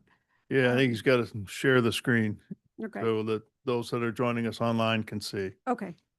And then also the density of the homes for this development is 6 homes per acre. And Staley Hills Villas is 3 homes per acre. So kind of in your head, imagine what that's like. So I'm gonna scoot over real fast.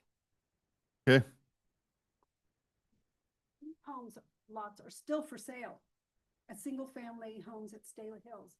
So I don't know who's gonna buy this piece of land. And also, I want to point out, these homes are stacked too deep. You don't have access to these back homes. You have to, I assume, walk down the sidewalk to get to these homes. Also, the street parking, most part of this development.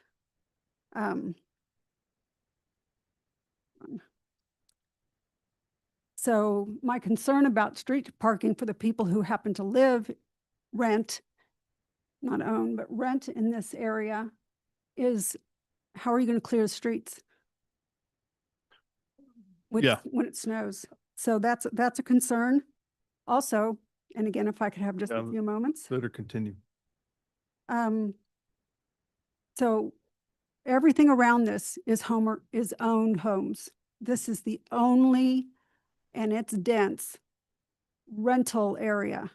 And we have talked about this on both of the calls. Why is this why can't this be a home owned area? Or why couldn't you just develop Staley Hills Villas down into this area and continue that on? Also, when we mentioned the commercial, really nothing commercial could be built here because you're in a residential golf, assisted living area. So most everybody goes to North Oak. So for those of you not familiar with the Northland area. So anyway, I also want to say, yes, we need that gated area, that gate. And I just had a general question for the Hunt Midwest crew about the plastic fencing that they plan to use. I had an email out and I didn't get a response back. So. Okay. All right. All right. Thank you. Thank you. Morning or afternoon now, almost. My name is Wally Franzik. I live at 1909, I'm sorry, 1909 Northeast 111th Court in Staley Hills. And I'm going to go at this a little differently than most. I was born and raised in Chicago in the 50s and 60s and I've built and lived in 10 different homes since, so I'm a lot older than most everybody here. But was raised, graduate of the University of Illinois with a mechanical engineering degree. I tend to analyze things a little differently than most people. My perspective is, kind of different. But in regards to the or the build to rent, I know that the 25 largest builders in the country are involved in these type of units. They're small. It's like Pulte, D.H. Horton, Taylor Morrison, Del Webb. And they're a great investment for investment firms also. BlackRock is involved, Vanguard, State Street. And again, they're allocated in the United States for these build to rent units only, projects rather. Just to get back to my perspective, I've seen this before in Chicago. It was a little differently. They were built vertically. And they were 15 to 20 story buildings. They would line the Lake Michigan area. And the problem with them is, they were density, obviously. And those housing projects, there were Cabrini Green, there's Robert Taylor Homes, and these types of projects are largest in our largest cities all over were in the largest cities all over the country. If I can have about 20 seconds. Yep. So in that time, we had a lot of people moving from the south of the United States to the north. This is in the early 50s and 60s. And they needed somewhere to do that. They were moving from the south because mechanization of crop harvesting took away their jobs. So, unfortunately, all those structures were there for 30, 40 years and were torn down. So that's all changed now. And I can see, the best intentions of taking care of them, that didn't work real well after so much time. Buildings needed more work than they could afford. So I don't, I can understand high density, but the density there is now 6.7 houses per acre versus 3 in the Staley Hills area. So consequently, it's a lot of houses in a small area. I just can't see, 800 residents maybe, and I can't see how this is going to work. Doesn't make sense. Yeah, I don't think he's putting 800 residents or houses in here. There's only 77 houses. There's 177 houses. 177 houses. So yeah, it's quite a I'm bit. talking about people. When the last meeting, someone mentioned from their side, there are 3 and 4 bedroom homes, 2, 3 and 4 bedroom. And they said they figured that there would be 2 people per bedroom. So if you calculate that out, it comes to about 700 residents. Yeah, I don't know. I would argue in the Kansas City area, we're about 2.3 to 2.5 people per Okay. home. All right. Is kind of how we look at that. Makes sense. Makes sense. Yeah. So it's just different perspective, and I still think we're going towards, we've taken a 20-story high rise and we put it in one small area, 1 levels.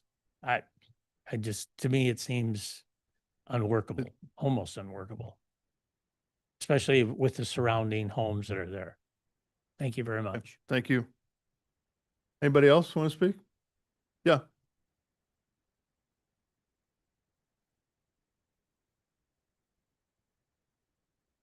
Hi, my name is Randall Wolverton. I live at 2119 Northeast 111th Terrace in the Staley Hills subdivision. I'm currently the Secretary Treasurer of the Staley Hills Homeowners Association Board of Directors.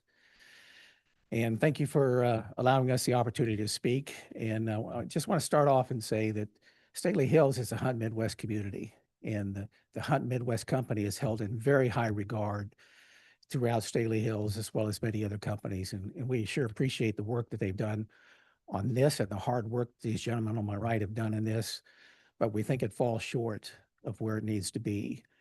And the concerns have already been kind of expressed, but I want to kind of touch on those again. The density of the development here has some fatal flaws to it that probably cannot be rendered, and the unintended consequences of putting that in there now at this point without redoing the roads or redoing the traffic circles either at the same time or later on cause so many problems that are a very great concern throughout the community of Staley Hills. The community people that I talk to are not necessarily opposed to developing this area, but they are opposed, and I am opposed at this current plan. And I would respectfully ask that Hunt Midwest and the city of Kansas City to put a pause on this, put the brakes on, step back, and let's consider and wrestle down some of these issues that are being raised, particularly about the density issues. And those density issues, the unintended consequences I'm talking about are, of course, the traffic surrounding that traffic circle, the ingress and egress points for the proposed new neighborhood.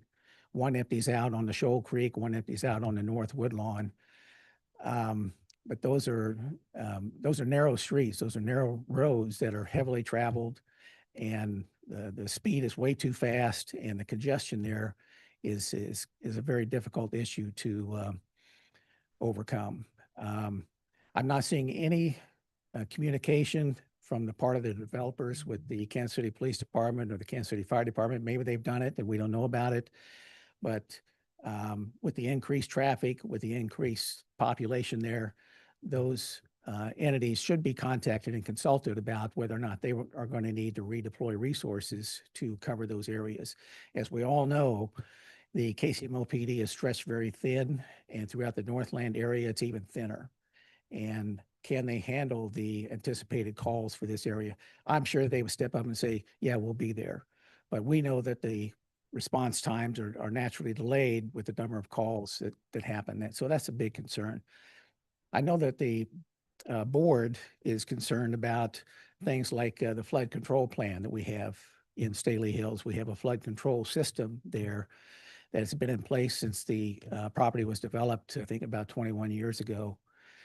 And that flood control is very important, and it's not free to maintain because we're having to budget those issues. And I see that in the new development, they have a retention pond, but we don't yet know how it flows into the existing flood control system. I'm not saying there's a problem there. I'm saying we don't know about that. There's just still too much about this development that we don't know about.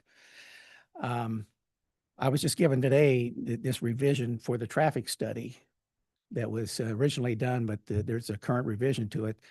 And just a first glance reading through it, I'm very disappointed with this for different reasons. One is this traffic revision was not even done during school hours. Until you see that and actually experience that under current conditions, it's hard to understand how big of a problem that this is. And we love being close to Staley High School and certainly support that. But the traffic along Shoal Creek Parkway there and North Woodlawn is very, very extensive. This study revision does not include, it was not even done during school hours. It does not include other public events like sporting events on the weekends or other public events at Staley High School, which can also increase the traffic. And that should be included with a study like this. And the other area, glaring error that I see in this traffic study is there's no consideration for the increased traffic on North Woodlawn. The Maple Woods Parkway changes to North Woodlawn as you go north from the traffic circle there at Shoal Creek. And that's been reduced. It was redone by the city. It's actually very attractive, but it's just one lane both ways. And that needs to be extended all the way up to 291 Highway for it to be effective. But with the input, I'm not seeing any information about, we see information about the number of houses and the number of people that may move in, but not the number of cars. And with 177 houses, that could be 100, 150, 200 more cars, maybe even more injected into that area. That's not even part of this concern here. So for these reasons, I would just respectfully ask for the Hunt Midwest people and the city of Kansas City to hit the brakes, put a pause on this. And as a member of the board of directors, I'd like to extend a hand of cooperation where we could be plugged into any future plans on this or the revisions to the existing plans. We're more than willing to step up and participate in that if asked. And thank you very much for your time. Okay, thank you. Anybody else?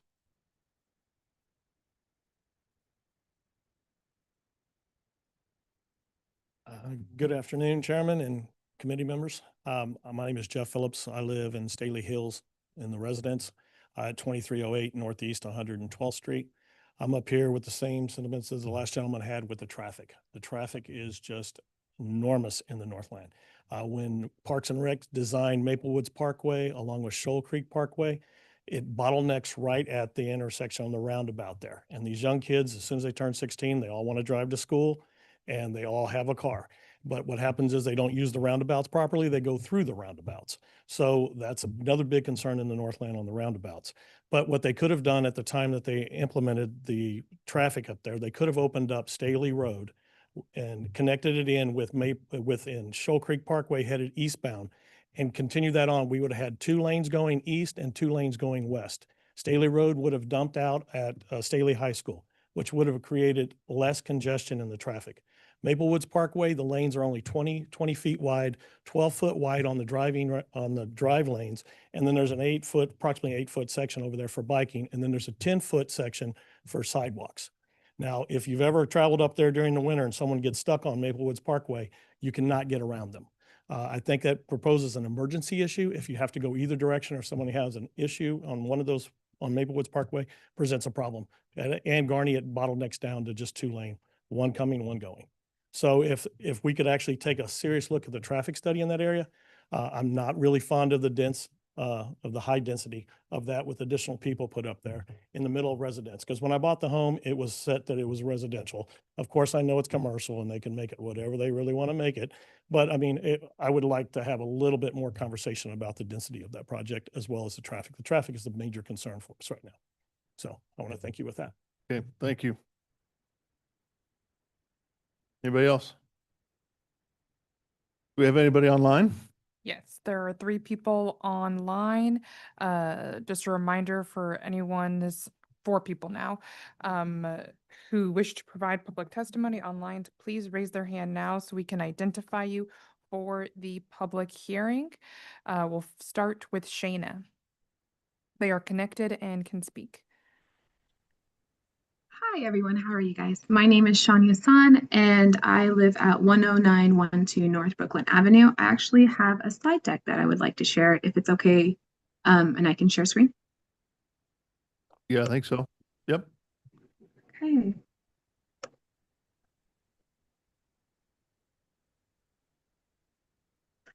So before I begin, I do want to echo what Jane mentioned. We do want to thank Hunt Midwest for their motivation and willingness to accommodate our requests. But we do still have a lot of concerns and questions, and a lot of our questions, what I'm about to go through in this slide deck might be duplicate from what my neighbors have also mentioned, those who are in person. We created a petition, and I am talking on behalf of about 495 people who actually oppose this proposal. We already kind of went over what the proposal is, and this 1,000 resident number came from 2 people per bedroom, and that is from places who have similar cottage style rental units. And so they're like, oh, it's 2 people per bedroom. And that's nearly 479 bedrooms, times that by 2, 958, so close to 1,000. And that is if it's at max capacity. But that's also 424 total spaces for cars. And if that's at max capacity, that'll also be influxing all those cars into that area. From our petition, there's a representation about 13 different neighborhoods. This data is from about 475 from last night when I pulled this data, but we are currently at 495, and this petition was created on Friday. So just in a couple of days, there were about 495 people who actually opposed this. But I do want to mention that we're not against growth, but just this project, this location just raises serious concerns. And again, a lot of what I'm about to go through might be duplicate. So I apologize. Yeah, we're kind of running out of time here. Okay. Ma'am. But yeah, so our roads were not designed for hundreds of new cars. We have mentioned this. They did mention that, oh, well, just based off the demographic, there might be people who work from home. Well, I personally work from home, but I have to leave during peak hours to go pick up my kiddo. So I'm still part of that community, even though I work from home. And so schools are already congested during drop off and pickups, and just the intersections are just unsafe. And this.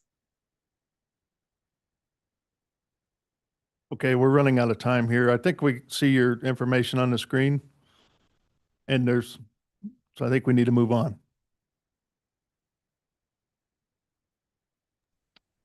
Who's next, Anna? Joe, you're next.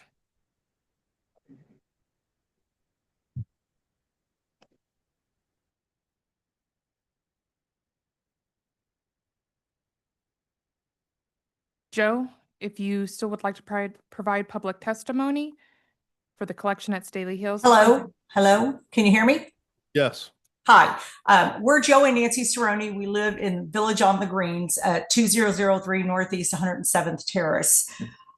We live directly off of North Garfield, and I won't reiterate everyone's concern about traffic, but despite the traffic study that was done, definitely does not reflect the real nature of what it's like to live off of North Garfield trying to get off on Shoal Creek Boulevard. It takes sometimes 5 to 10 minutes to get off of our street. If there was an emergency, we would be hosed. And to add an approximate 16 cars per acre on this development would make it to the point where we would have to consider selling our home and moving. And I don't think that's fair to those of us that have made a commitment to the neighborhood already. My other concern is North Euclid.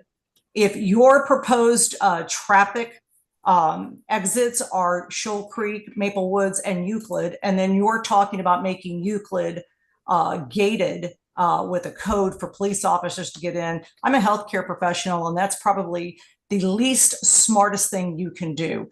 If you have an emergency in this highly dense area and a police officer or a fire vehicle has to go through a gated community or a gated fence, and that gate fails, and they have to turn around and come back to another entrance into this area, you're looking at potential lawsuits, deaths, serious mortality and morbidity caused because the ambulance can't come in. So you either have to use North Euclid or not use North Euclid, but to turn around and say to make it gated, that's ridiculous. And what the real concern here is, that's a very small street that leads to 111th Street that just turns around and pumps that traffic back out on Maple Woods Trafficway. So I don't really see how having Euclid as a third exit or entrance into this community is going to make a difference. So basically you're looking at 2 lanes or 1 lane in opposite directions coming off of Shoal Creek Parkway, which is already a disaster. And then Maple Woods, which is not that far from the roundabout, which means not only are we going to have trouble getting cars through that roundabout, but now those of us that live off North Garfield and from what I'm seeing on the plans, that's the street you're going to develop for this highly dense area to come off of.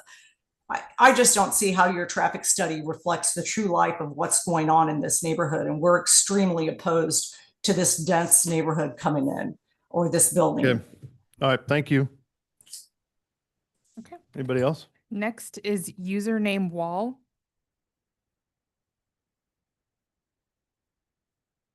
Username wall. If you would like to provide public testimony for the collection at Staley Hills, please unmute your microphone. Hi, can you hear me? Yes. Hello? Yeah. Yes. Okay, I had several comments and a couple of questions, but Can you please state your name and address? William Wall, W-A-L-L, 10415 North Euclid Avenue in Staley Farms. I understand, I would suspect that the project will go through, but I'm looking for some changes. One of them is the $668,000 that the city has sitting in a pool to be used for the upgrading of the roundabout, in my opinion, should come from the developer. And that $668,000 should go to the extension of Maple Woods Parkway up to 291 and 435. I certainly concur with the cause position. I don't think enough has been done. I think the unknown about Euclid and the gate, if that is eventually cut off so permanently it doesn't go, because I agree that the locks box or whatever it is an unworkable situation, then the traffic study needs to be redone. I also think that they're going to apply to maybe the park department for a setback variance. I was pleased to see that the houses that front on Shoal Creek Parkway, the front entrance fronts on Shoal Creek Parkway. So we're not looking at the back side of those houses, which is a positive, is my opinion. But I don't know what the setback is. On the plan, it shows 25 feet, but I think the details say that they're going to apply for a variance. I'm concerned about the private streets. The private streets, obviously aren't built to the city standards then, or we don't know what they are. And there are several T intersections, and with the parking number of people plus the number of attendees that might be there for a party or whatever, I think the T intersections and the radiuses and the ability for ambulance fire to get through there, I think is a questionable issue. Along Shoal Creek Parkway, has a berm been considered along there? A plastic vinyl fence to me is a poor excuse for screening. It might be good for a cattle farm, but not for a parkway. The park department is proud of their parks. We're proud of their their parkways. And I don't see that this proposal is meeting that need. So I'm looking for some screening, and I'm looking for year-round screening, berm, conifers, because the deciduous trees or the bushes don't provide the screening as well. I don't know Okay, whether. thank you, Mr. Wall. All right, anybody else? Last is Skip. Skip? Good afternoon. My real name's George Clinton, live at 1901 Northeast 107th Terrace in Village on the Green. Everybody's always have talked about the traffic, and we already know that's a big problem for everybody. I have a couple questions based on some of the information that was provided. First of all, one of the gentlemen mentioned that the project was terminated in 2016 by the city council. I'd like to know why that was terminated back in 16. We didn't move into Village on the Green until 2018, so I wasn't aware of that. Second of all, another gentleman said that these are going to be comparable homes to what is existing there. I would challenge him to find me a 1,600 square foot home that's 4 bedrooms in any of the adjacent surrounding areas, Staley Hills, Staley Farms, so on and so forth, or even on the Shoal Creek Parkway corridor there. Those homes are much bigger than 1,600 square feet. And then the other major problem that I see is how close that entrance is where they're putting their pool to that roundabout. If anybody spends any time driving on that road, they would know that that entrance is going to be so clogged up with traffic at not even just peak times, but other times as well. And that's all. I don't want to go any farther. Okay, thank you. And Mr. Chair, 2 more people raised their hand while the last gentleman was speaking. Same people? No, different, new people. Okay, that's fine. Okay. Promoting Jerome, you're first. Okay, if you wish to provide public testimony for the collection at Staley Hills, please raise your hand so we can identify everyone for the public hearing. All right, got my questions in. Can you hear me? Yes. How you doing? So I guess I have a concern. I moved here roughly 4 years ago. Hey, Jerome, can you state your name and address for the record? Yes, Jerome Those Moore. of you that are joining us online, it'd be nice to have your cameras turned on as well as your screen name properly displayed. That way we can make sure we get your testimony correctly. Okay, I'm sorry. No, so I was saying I'm Jerome Moore, 1900 Northeast 112th Terrace. I moved here roughly 4 years ago. My job moved me out here, and when I was looking for a neighborhood that I wanted to move into, we chose Staley Hill. Number one, because of the people were taking care of their homes and the proximity to the school and the proximity to my job. If I had known we were going to put in a large number of rental property, I would not have selected this area for where I wanted to plant roots. So I do have a concern on that bringing down my value of my home. When I drive around Kansas City and we saw other areas where there's a large community of rental properties, people just don't take care of them. And that's, I wish I had known this was going to be something that I was going to have to deal with when I moved in here 4 years ago. So that is a concern for me. Okay. All right, thank you. Saro, you're next. Hello, my name is Saro-san. I live at 10912 North Brooklyn Avenue. So I have 2 questions. One of them is, what if the management changes or a contract of the third party? So does the quality that's promised here change or still stay the same? And second question is, there are 495 people have their concern and questions. Can you make them into a report and submit it to you, since I think my wife didn't have time to go through all the concern and questions? Thank you. What was the first question? So if the management changes, or the contract, So a third party and the quality, if that's promised in this meeting today, is still does it still stay, or the quality will change? Because we cannot promise that with the new management of the rentals, they will keep the same policy and the same rules. Okay. Thank you. Anybody else? That's everyone. Everybody? Okay. Correct. So we'll go ahead and close public testimony.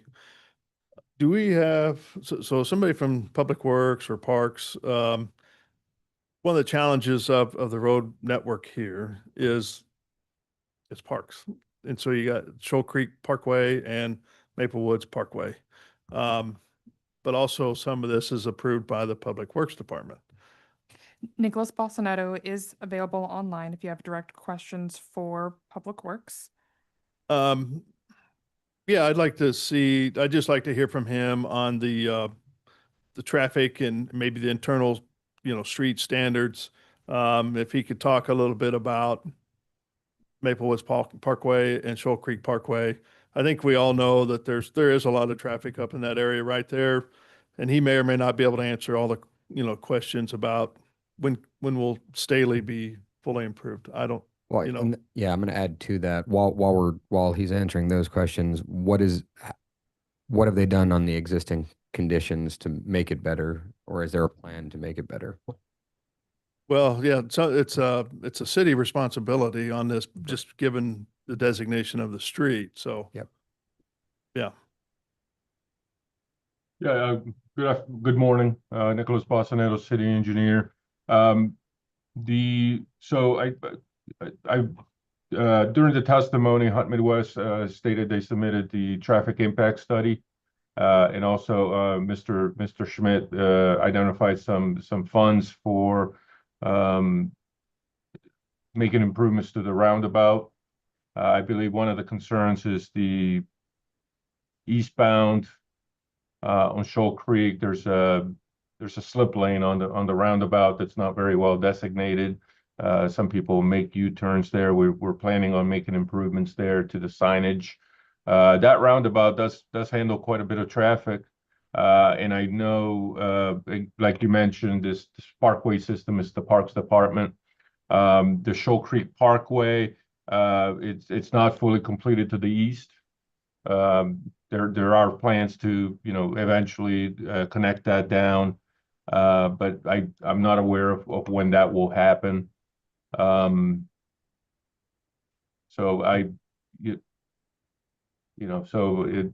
the traffic concerns with the like Mr. Schmidt stated, they did submit a traffic impact study that the traffic engineer did review. So we have to go with those conclusions. Okay. Any of the commissioners have questions for Mr. Bolsonaro?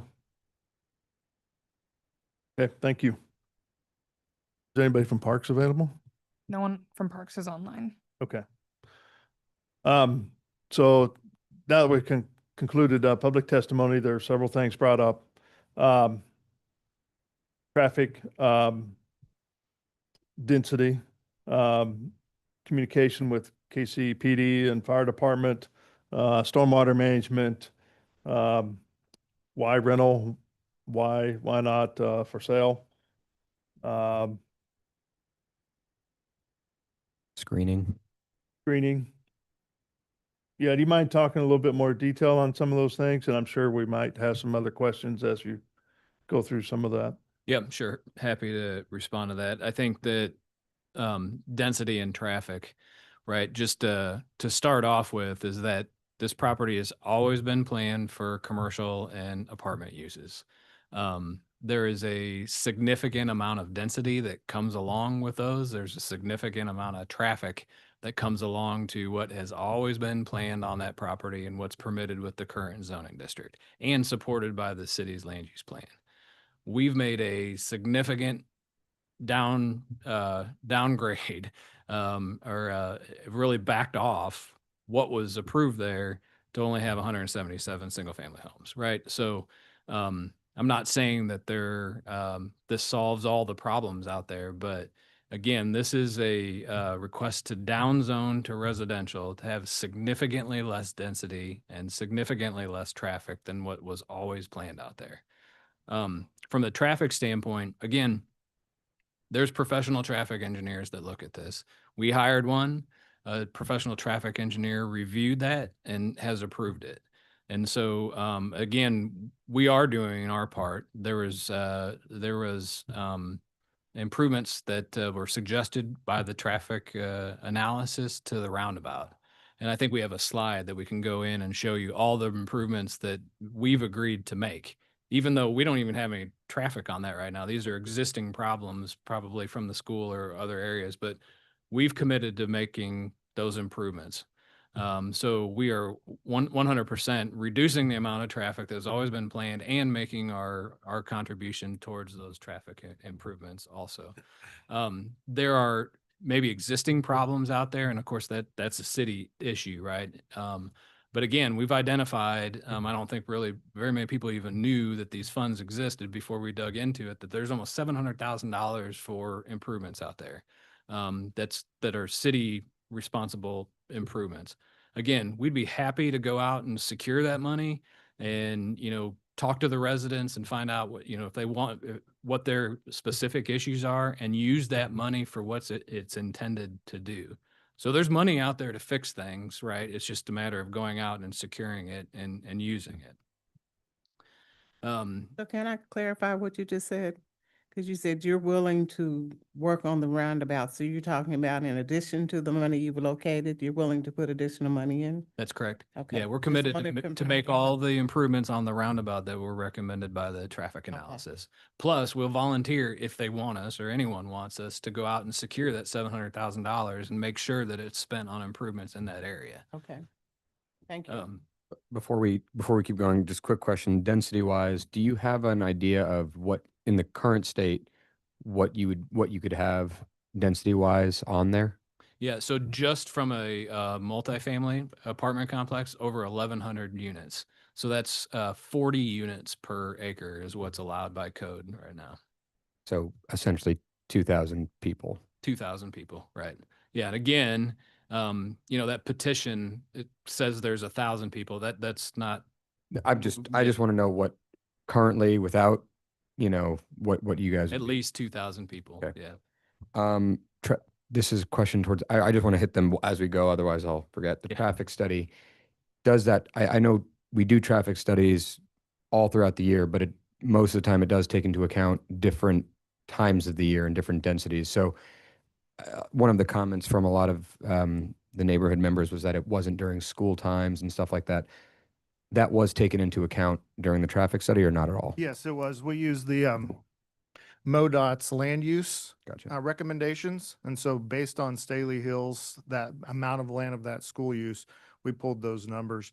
And then for proposed, we don't have counts of a proposed system. So we use the land use of that single family for 30 acres of that, which was pulled our traffic numbers and time periods throughout the tape where you see peak times. Okay, understood. Thank you. You can go. Couple other issues. One, again, this was in the, I think the petition that it's going to have a negative impact or something similar to police and fire. Police and fire has been involved from day one. When we submit our plans, they are involved. They provided us comments. We've made revisions to accommodate all their comments.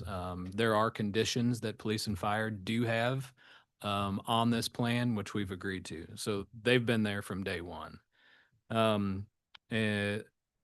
Screening, going back again to that one slide, is we've accommodated a lot of screening. One, on the east to Staley Hills Villas, retaining all those mature trees that are on the east. To the north of Staley Hills Villas, based on feedback that we got from the neighborhood, we've come back and resubmitted a new plan with berms and landscaping to provide that buffer. And then on Shoal Creek Parkway and Maple Woods Parkway, we are asking a variance to move the houses further back. Believe it or not, is how the code says they've got to be really close. which wouldn't allow for much landscaping at all. We've got to go through another step here at the city to move them further back so we can add more landscaping and berming along the parkways. And then stormwater, again, with traffic, you leave it to the engineers, right? There's professional engineers that entire drainage system has been designed by us to accommodate the stormwater, and we'll be submitting a stormwater plan and detention and all the engineering documentation to make sure that we meet city codes. Can you address the facing of the houses on Shoal Creek? There's no parking going to be allowed. Yeah, that's correct. So there's a requirement, and we agree with this requirement, that along parkways, you have to front the front of the house towards the parkway, right? And so that's why we spent so much time on the architectural features and the colors, just to make sure we've got a nice appearance. But along the parkways, it'll be the front of the house, not parking in the back of the house, which you see in some other places. So can I get you to look at the current slide that is up? And it does look like it's double stacked homes. And one of the citizens brought up, how do the people get to that? There's a sidewalk. Are we seeing double stacked homes? Are those 2 rows of homes that I'm looking at around the perimeter? They are. They are. And there's parking behind those homes. So just like if you were to park in front of your house, you just take the sidewalk to get back to your. So that's not really indicated on what I'm looking at, because it looks like it's just. It is. It is? There's a sidewalk in between each one of them. Theirs is better, okay. Well, you just got to zoom in. Got to where you see the sidewalk to access the front of the So house. all of them do not have garages then? No, there's several of them that have garages. If you look at everything that's generally along Staley Hills, and Staley Hills Villas will have garages. I did notice on one of the slides where you showed the different, I guess, styles and square footage. There were a couple that I said I didn't see a garage. So, okay.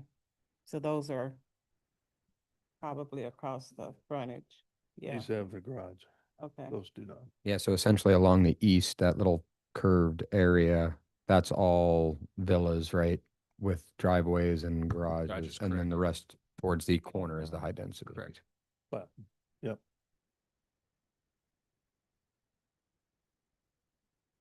I'm going to ask this because normally Forrestine asks it, but I'll do it. Where do guests park? How many parking spaces do we have on the premises? And I think it was what was it, 400 and something spots, correct?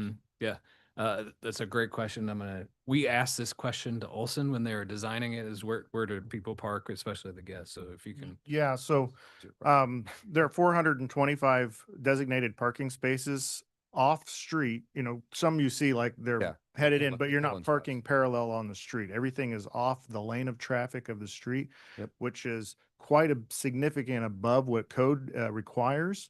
And so we've even gotten that comment from the long range planner, like, can we reduce the number of parking just to get rid of some? But we want that parking for those guests. So when you do have guests, there is no stress to put cars, park them on the street or double park them.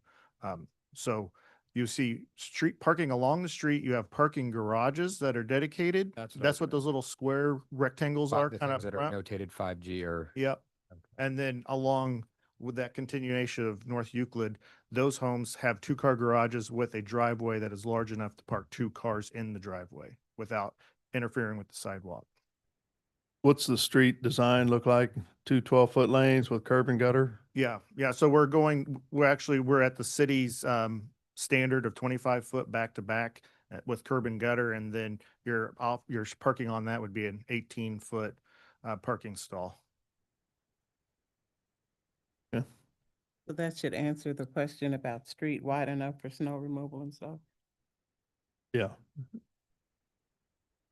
Mr. Chairman, snow removal will be private. Mm-hmm. And we did require them at our early meeting to provide turning templates for the fire trucks through the site. So those were done in the early phases. And part of what you see here is the experience fire department have had. They were supposed to be online. I think we went too long for them. But fire department do have specific recommendation and requirements. They want to keep Euclid open for what one of the residents just testified. Fire department wants that open so they could go. And staff has suggested different ways to calm traffic through that to make that integration happen. But the fire department's requirement is that the existing Staley villas exceed the minimum threshold to have one access. So this connection of North Euclid also provides a relief for the existing homes that have exceeded the threshold for having one single access. I have a lot of backgrounds on this, and I can tell you how we've come to why and where you see that Euclid stub was never extended. And if you can bear with me, over time, what's happened is with phase of buildings and what we ran into with the crash of the market in 2007, 8, 9, the phases, when we were doing them, when I first came here, I came here in 2006, we were plowing through phases like you wouldn't believe it. The chair can attest to this. We will have phases that used to be 60 to 100 lots a phase, and we would just go through that. And before you even build that, we're building the next phase and the next phase, and sometimes combining phases coming through with 150 through Plan Commission, through City Council. So after the crash, we came down significantly, and then we were stuck with phases that were not connecting. So we had extended cul-de-sacs that were not connecting because the other phases were never built. And not too far from here is a Pine Grove subdivision that has the most extensive kind of enclave without second connections. We did one, but it still does not provide that. So over time, what happened is with the new development and the new requirement and new cost of infrastructures, they're being forced now. I deal with developers that only get 20 to 30 lots per phase. So I am forced now to amend an existing approved development plan to then allow for the developer to go in smaller segments because of just the market condition. So my fire department and staff now is forcing developers to provide the second connection because we don't know if that will ever get finished. And we have had those experiences. We've had the market crash twice where we have development that are in phases that are in limbo. So that's very critical and very crucial. So we find everything we do now in plotting that you must have two access throughout your phasing. So phase 1 through, you must have a second. Even if it's an emergency one, we want to make sure we can access those residents in an emergency. So that's a new thing that's happened, and the fire department's been looking at it. And I have probably about 3 or 4 plots, I can share them with you if you want, that are on hold because they don't provide a second access. Even though when it's built out, we have full access, but in the transition, that's what we're dealing with. And that's what fire is dealing with. So this was part of a phase development that occurred in the north that was never connected down to additional access. So sorry for that deviation. So. All right. Anything else you want to add at this time? Just the connection with Euclid. This was a response that we got from the neighborhood group and tried to accommodate that. It still will be accessed. It still can be accessed through the fire department and through the police department. So, we're trying to make it right with Staley Hills Villas and do the right thing for them. And we feel that it's appropriate. Okay. With that, we'll close testimony and speak amongst the commission. So one quick question, all of the conditions that have been placed on phase number 3, are you in agreement with those conditions? You have Are you? corrections. Yeah, we do have a couple. We've been working with staff in the meantime. There's number 22. It's from Officer Krebs, and it's just a wording issue. He just agreed to change having the dumpster screening plan reviewed at the time of project plan. So that's one change of our conditions. Number 27, just the section of code needs to be changed. Ricky got the numbers reversed, and so it's a pretty simple one. It should read 88323-01-A. And then number 36 is from Kirk Rome with our Casey Water, And he wants it's just a clarification. It should read that the developer should submit water main extension plans for a new public hydrant along the south side of Shoal Creek Parkway. And so that condition, so before he didn't specify it was on the existing main on the south side of the road. And then number 43 needs to be removed. It was a request to submit a preliminary stream buffer plan, which was submitted with the development plan in this submittal. And those are the conditions we need to change. The other condition that is number 9, that states removing of the fire gate. And so that would be a condition that you would have to change if you decide that we should keep the fire emergency access gate on North Euclid. And the recommendation from fire department It's for to keep it, no, remove the gate. remove the Yeah. gate, okay. And staff's recommendation has always been to pursue an option of a traffic calming design. And we have places where we've used that in the city before. So where you kind of narrow the actual driving pavement and visually makes people slow down because it makes it look as if you're similar to if you come into a rural crossroad one bridge. So now you'll be forced to kind of slow down, let the other guy pass. So it will deter drivers when you narrow the driving pavement.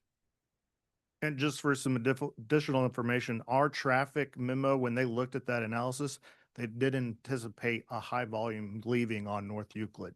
They, anticipated everybody to enter and leave the facility via North Maplewood Parkway and North Shoal Creek Parkway. So it doesn't even, our accounts don't really even account for any traffic going through there. We don't anticipate our traffic going through and exiting out 111th Street. But if the planning commission decides to require that connection, we'll volunteer to do whatever traffic calming techniques that we can come up with to try to slow that traffic down. But again, we do feel like the gate is emergency access gate is appropriate.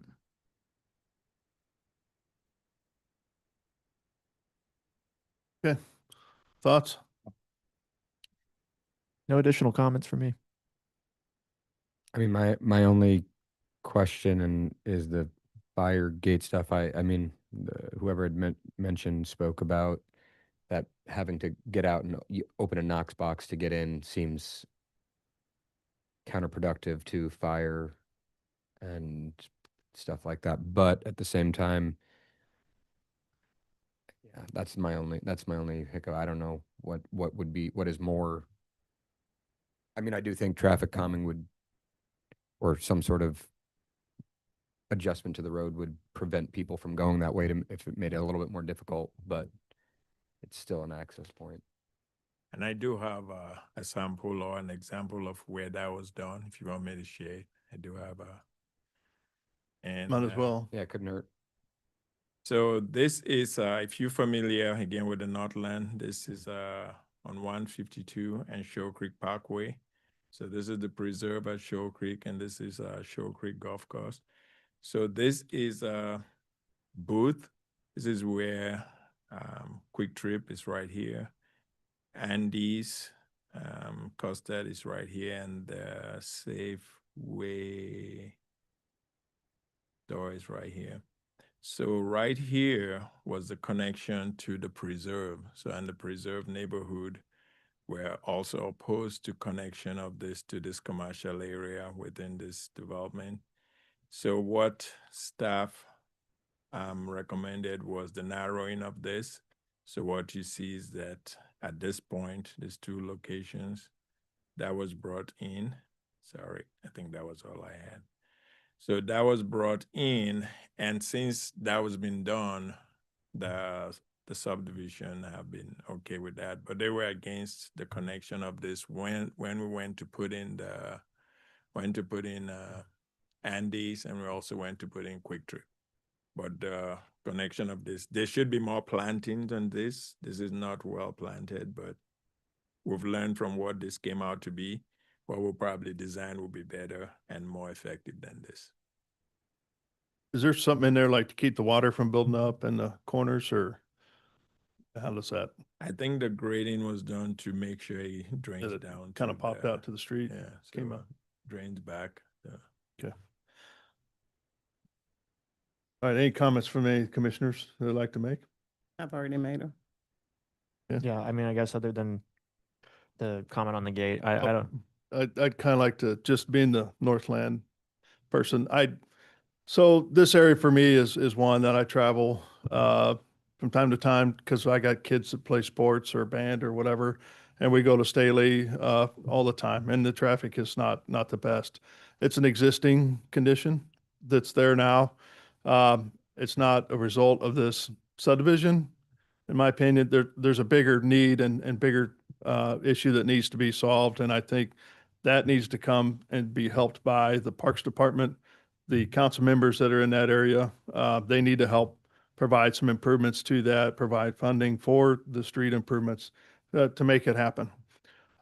This particular development and the initiative of this, I like it because it's downplayed. It's going from commercial down. I think we've got better spots in the Northland for commercial use, and with this particular thing, it's downsized. You won't have as much traffic or as the density. I know there's 177 homes. Some say 2 people per bedroom. I don't see that. I think it's more 2.5 at the most per unit. So I don't see more than 600-800 people at the most at this development.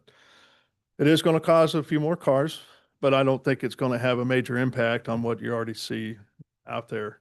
Again, it needs to be addressed at some point, but that's where we need to continue to contact our council members to address it. I also like that it's, these are kind of neat. I think it's going to be well managed. Even if this management sells off, I don't think they're intending to or will anytime soon. They've been around a while, and I imagine they're going to be around for a long time afterwards.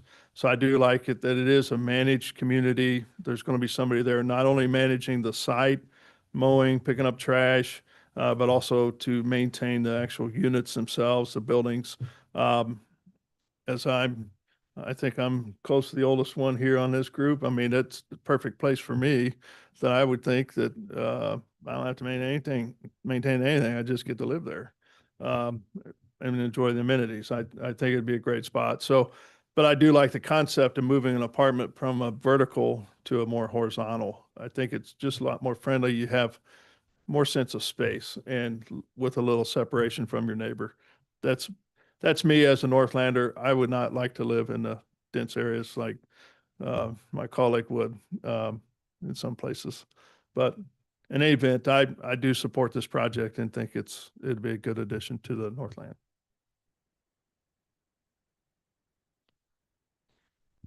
You said everything. Okay. I'll take a motion, please. Okay, I'm going to make a motion to approve docket items 4.1, 4.2, and 4.3 with conditions stated, with the amendment of conditions 22, 27, and 36 in accordance to the staff presentation and the removal of condition 43. Are we keeping or removing 9? In my motion, I'm just keeping number 9. 9 as written. Yes, And it's written to be removed. is written to be removed, correct. Second. I've got a motion and a second for approval of docket items 4.1, 2, and 3 with conditions that have been modified as stated during testimony. Margaret, can you take roll call on the motion, please? Arkin, Aye. Beasley, Aye. Crowell, Aye. Essick. Aye. Looks like the motion passes 4-0.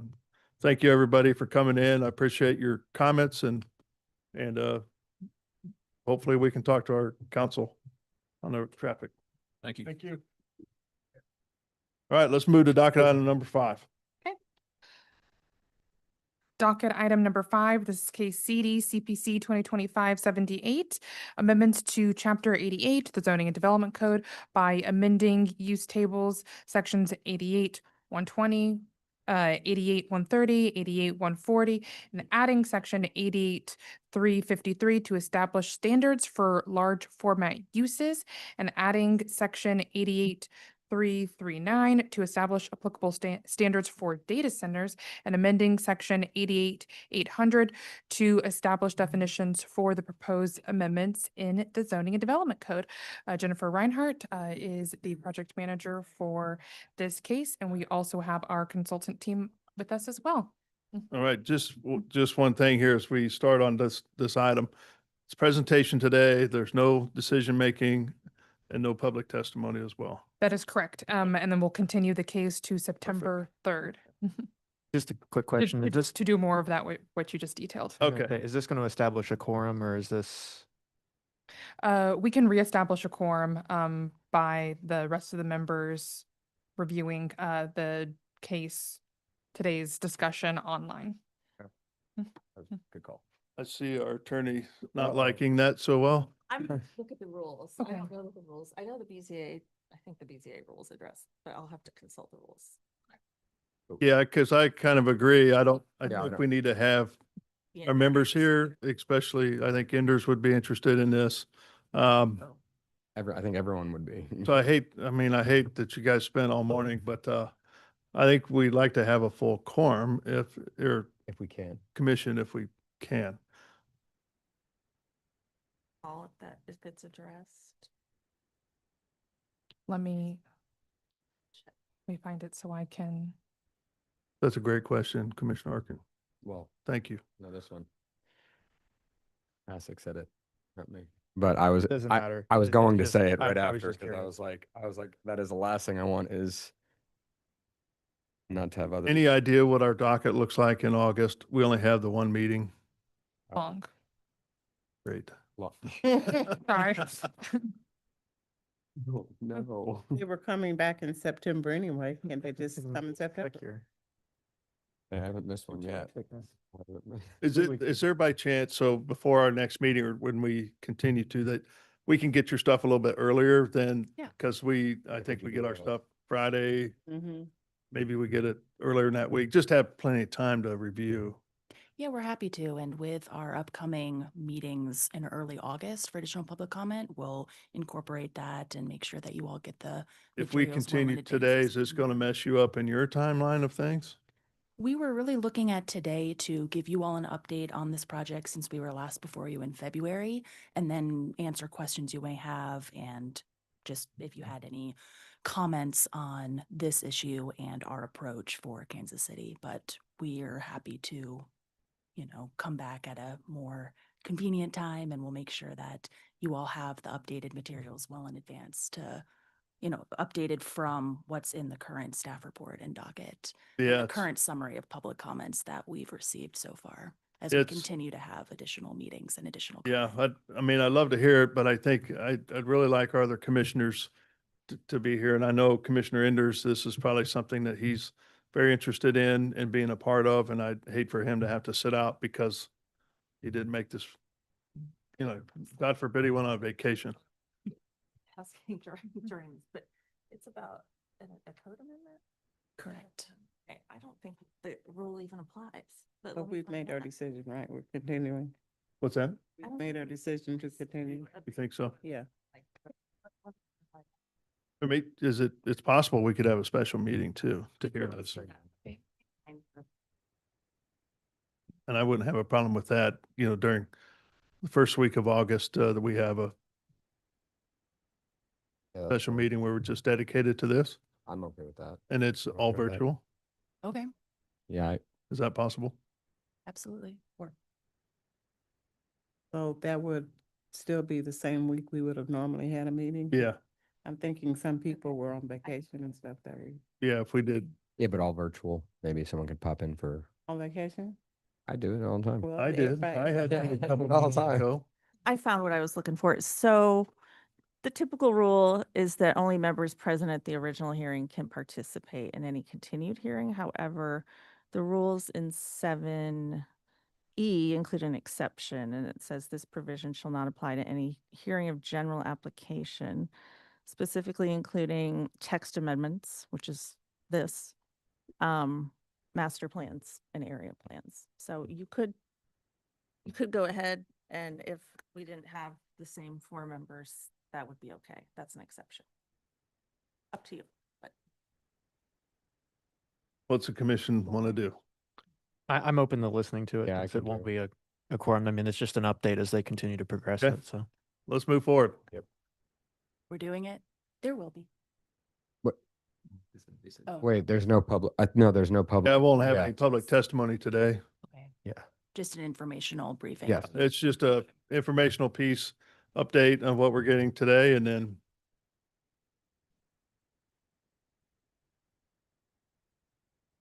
Yeah. Maybe after we update the commissioners, if you all. hey, you're more than welcome to stay around Oh, and yeah. Yeah. Yeah, you don't have to listen. And I apologize. Anna, could you help me with the technology? Thank you. I didn't see it as it's normally in my computer. We'll be brief. Yeah. Yes, thank you. You just need to share your. Yes, so it's already shared and I just wanted to change to the presenter view for the screen.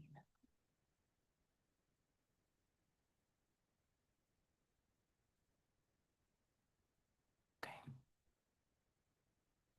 While we wait, Jennifer Reinhardt, City Planning Staff, Playbook Implementation Manager. I'm joined today by Brian Jackson with Wilson and Company, and we're here to provide you all an update on the Development Code Update Project with the current focus on large format uses. Thank you so much, Anna.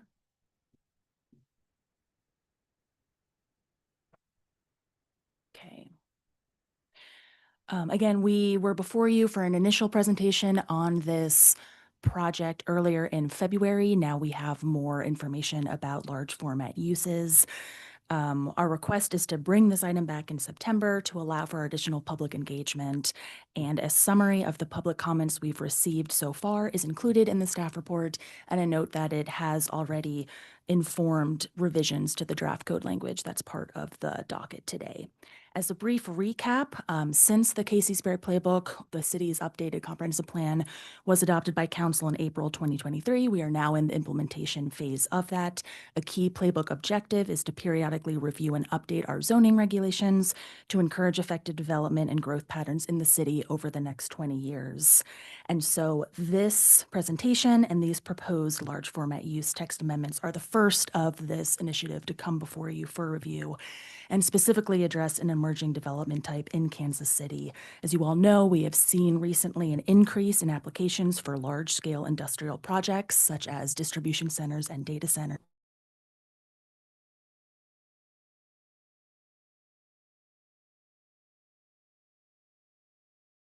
From other industrial uses in terms of their large continuous building footprint and the low density of employment. They are included in the playbook. LFUs are included in the playbook as a short-term priority community-supported action to address. The public has started to voice concerns about the proximity of large format uses to residential and rural areas and any impacts such as truck traffic, water and energy usage, spillover noise and lighting, etc. These conversations have been part of the ongoing KCI area plan update, as well as other conversations. And a note that our zoning code currently does not address large format uses. It's not defined. They're not in there as of today. So this update would include new definitions as well as standards to provide needed clarity for the public, developers, and city staff. And so beginning in February, earlier this year, we've had conversations with public stakeholders and internal workshops with staff members to better understand concerns as well as industry standards for these large format uses. We've used this input to draft code language that's sensitive to the surrounding community context. For example, if they are located in an industrial park versus next to a residential neighborhood. And we've also intended them to be flexible to provide options to satisfy the requirements and allow for alternative compliance plans subject to approval. And I'll turn it over to Brian to go through the research done as well as more details of our current customized approach to Kansas or for Kansas City. Yes. Thank you. Good afternoon. Once again, I'm Brian Jackson. I'm a planner with Wilson and Company. I've been working on this project with Jennifer and other city staff. We're really excited to be here today, talk a little bit about our process, what we found, and some of the proposed changes associated with this process here. One of the first steps we did when trying to think about large format uses in Kansas City was really to step back and learn what other communities are doing in similar requirements. On the screen, you'll see a sample of some of the cities and communities we looked at. There's about 6 or 7 other ones that aren't included on here. These kind of range everywhere nationwide from West Coast to East Coast. But in addition to that, we didn't want to just look at national markets. We took a look at some local cities like Edgerton and Olathe that have a pretty strong industrial presence to see what they were doing to make sure we weren't recommending anything that's out of line for the area. We also looked at some federal guidelines from the EPA, as well as logistic requirements from some state agencies as well. And while these sources provided a pretty big variety of approvals, processes, and priorities, what you're seeing on here really reflects what I think the guidance we got from the Casey Spirit Playbook, kind of the scope of this assignment, as well as what we've heard a lot of in these city plan commission meetings as well. And it really kind of boils down to 3 buckets, right? One is the building design and construction, things like how the building looks and how it's designed, the site layout standards. That's thinking about things like where the building is located on the site and then the improvements needed as part of that. And finally, the buffering and compatibility. This is things like landscaping, fencing, other ways to conceal the size and impact of these uses in buildings and also thinking about what locations in the city these are most appropriate for. And one of the first things we learned about large format uses is there isn't like a set definition for these, especially in the way we're thinking about them in Kansas City, where it's a combination of size and use. The other thing was there's no single way to regulate them. Some communities prioritize architecture, some are more site-oriented, some it's a combination about it. But what we did learn after looking at about 18 examples in the KC metro area, there's a few takeaways we had. One was the size of these varies massively. The small side of these are 200,000 square feet. The larger size are 1.8 million. They are all almost exclusively going to be distribution centers, warehouses, or data centers. There are some manufacturing examples like the Niagara plant in South Kansas City. Also thinking the Panasonic factory is another good example of that. The vast majority of them are tilt-up concrete construction. Usually they're part of a larger industrial development project, but sometimes there are standalone items, like think some big warehouses are one of those examples. And like Jennifer said, these aren't just located in the Northland. It's really anywhere that has abundant land available, as well as convenient access to a highway. Those are the 2 main factors we've seen as part of this research. So what are some of the changes we've looked at or found as part of this, right? So some things that are going to happen if this proposed changes are adopted is that they would establish a base level of design for each building, thinking about items like the architectural materials, some of the building design elements, things like awnings, lighting, how the building is articulated. And for each of those elements, we again looked at what other communities are doing, looked at what were common industrial design practices, so we're not trying to recommend anything that's out of scope or out of uncommon for these developments. We also looked at other zoning codes. The recommendations in this portion of it are consistent with places like Olathe and Edgerton that have similar requirements. We also found that we had to set up a definition for a data center. The code currently does not have one, and data centers are shown as a use within communication services. That's typically more associated with things like broadcasting studios or radio stations, and really doesn't reflect the kind of the modern use of a data center for storage and cloud and server kind of actions. There are also some new locational requirements about where these facilities could be located and how to access them. They've updated guidance for how to buffer these buildings from certain uses like neighborhoods, schools, libraries, and other public uses. We did include some ability to offset some design requirements to be flexible. That includes like an allowance for doing things like preserving additional tree or stream buffer areas, or even on-site solar production as a way to be flexible with the development community. And the final new requirement relates more to buffering and screening of the buildings and certain items like garage bay doors, accessory structures, and utilities from some of those more sensitive uses like neighborhoods, parks, schools, and libraries, things like that. And as I mentioned earlier, the code currently doesn't have definitions for a data center or a large format use. So we took the liberty of developing some of these, just like other processes in this update. We looked at other communities. We tried to find definitions that fit Kansas City and better reflect the actual use on the ground of these. So what you're seeing for data centers, we think that better reflects the modern role of these facilities instead of things like telecom or broadcasting. And while the large format use definition is more specific, we think it captures the combination of building size and industrial use that wasn't there before. I'll give you all a moment to read those. You're setting a threshold of 300,000 square foot. That was one we found. Generally, kind of the average for the 18 properties we looked at as research was, I think, a little less than 400. The majority of them kind of were like had that similar footprint though. Yeah. And so changes to where LFUs are allowed or large format uses are allowed. So really not much change. Large format uses would follow the same zoning requirements as any other use within the industrial use group. That's essentially, that would mean they'd be a by right use in some areas or not permitted or a special use permit in others. The one location requirement that would be new is related to access. So accessing these properties would require that the entrance be on a roadway that can support either the logistic traffic, like truck traffic, or support that traffic during construction, mainly arterials or thoroughfares. However, there were some instances when we were doing outreach that discovered there are some public roads that might serve only industrial uses that can handle the volume, can handle expansion, but they just weren't classified as an arterial or thoroughfare. So we did build in an alternate compliance and approval from city planning based on traffic impact studies and other research as needed or where appropriate. The other big change would be specifically for data centers. As alluded to earlier, they're currently identified in that communication services group, which really didn't fit their modern use. Part of the update of this would be to change those from communications into the industrial use category. It would also be establishing that definition from the prior slide. The other big change would be where data centers are allowed.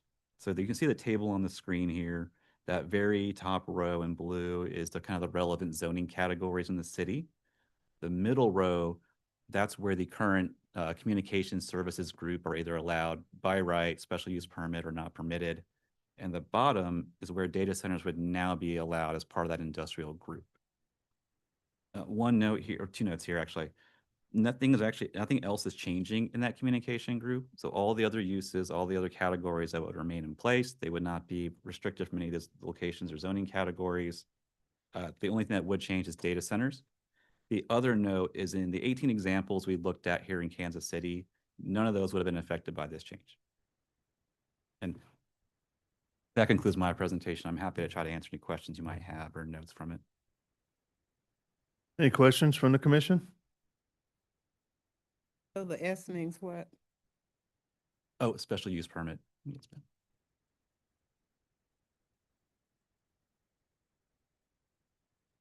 I'm good. We'll continue to work with the community and developers to try to refine these as needed to get the right size approach for Kansas City. Both have great presentation voices. Yeah. We tried to be brief as well.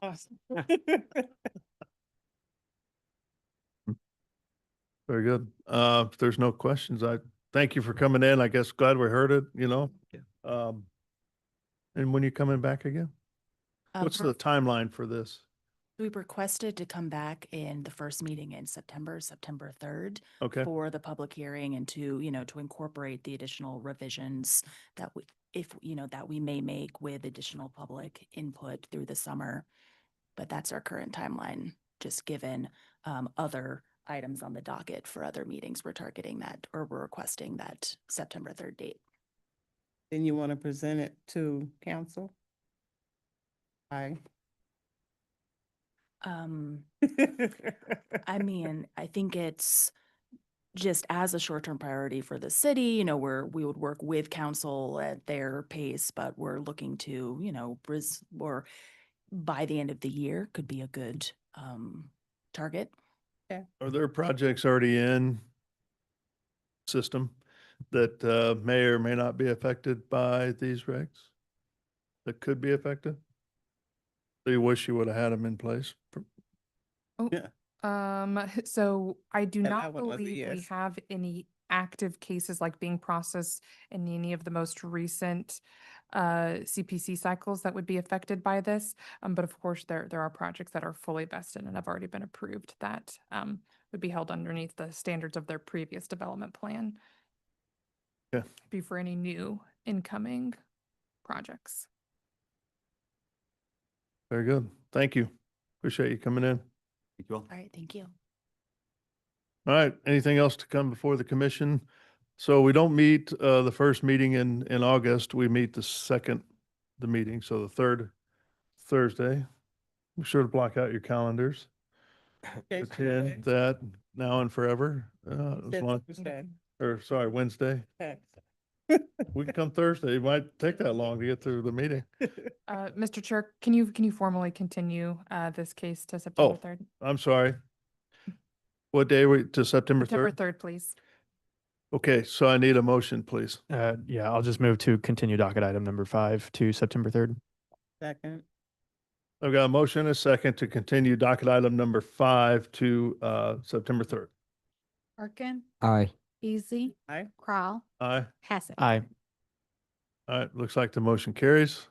We'll be back at September 3rd for this. And then we'll be able to establish other members too, right? Okay. That's an exception. Okay. Anything else to come before the commission? So we probably won't see you next meeting, will we? Next couple meetings? Next call meeting. Sure about that? Yes. We are for sure. So you got like this sheet, like the bet on what time, day and time? Meredith upstairs is forming one. Okay. me. Got in there.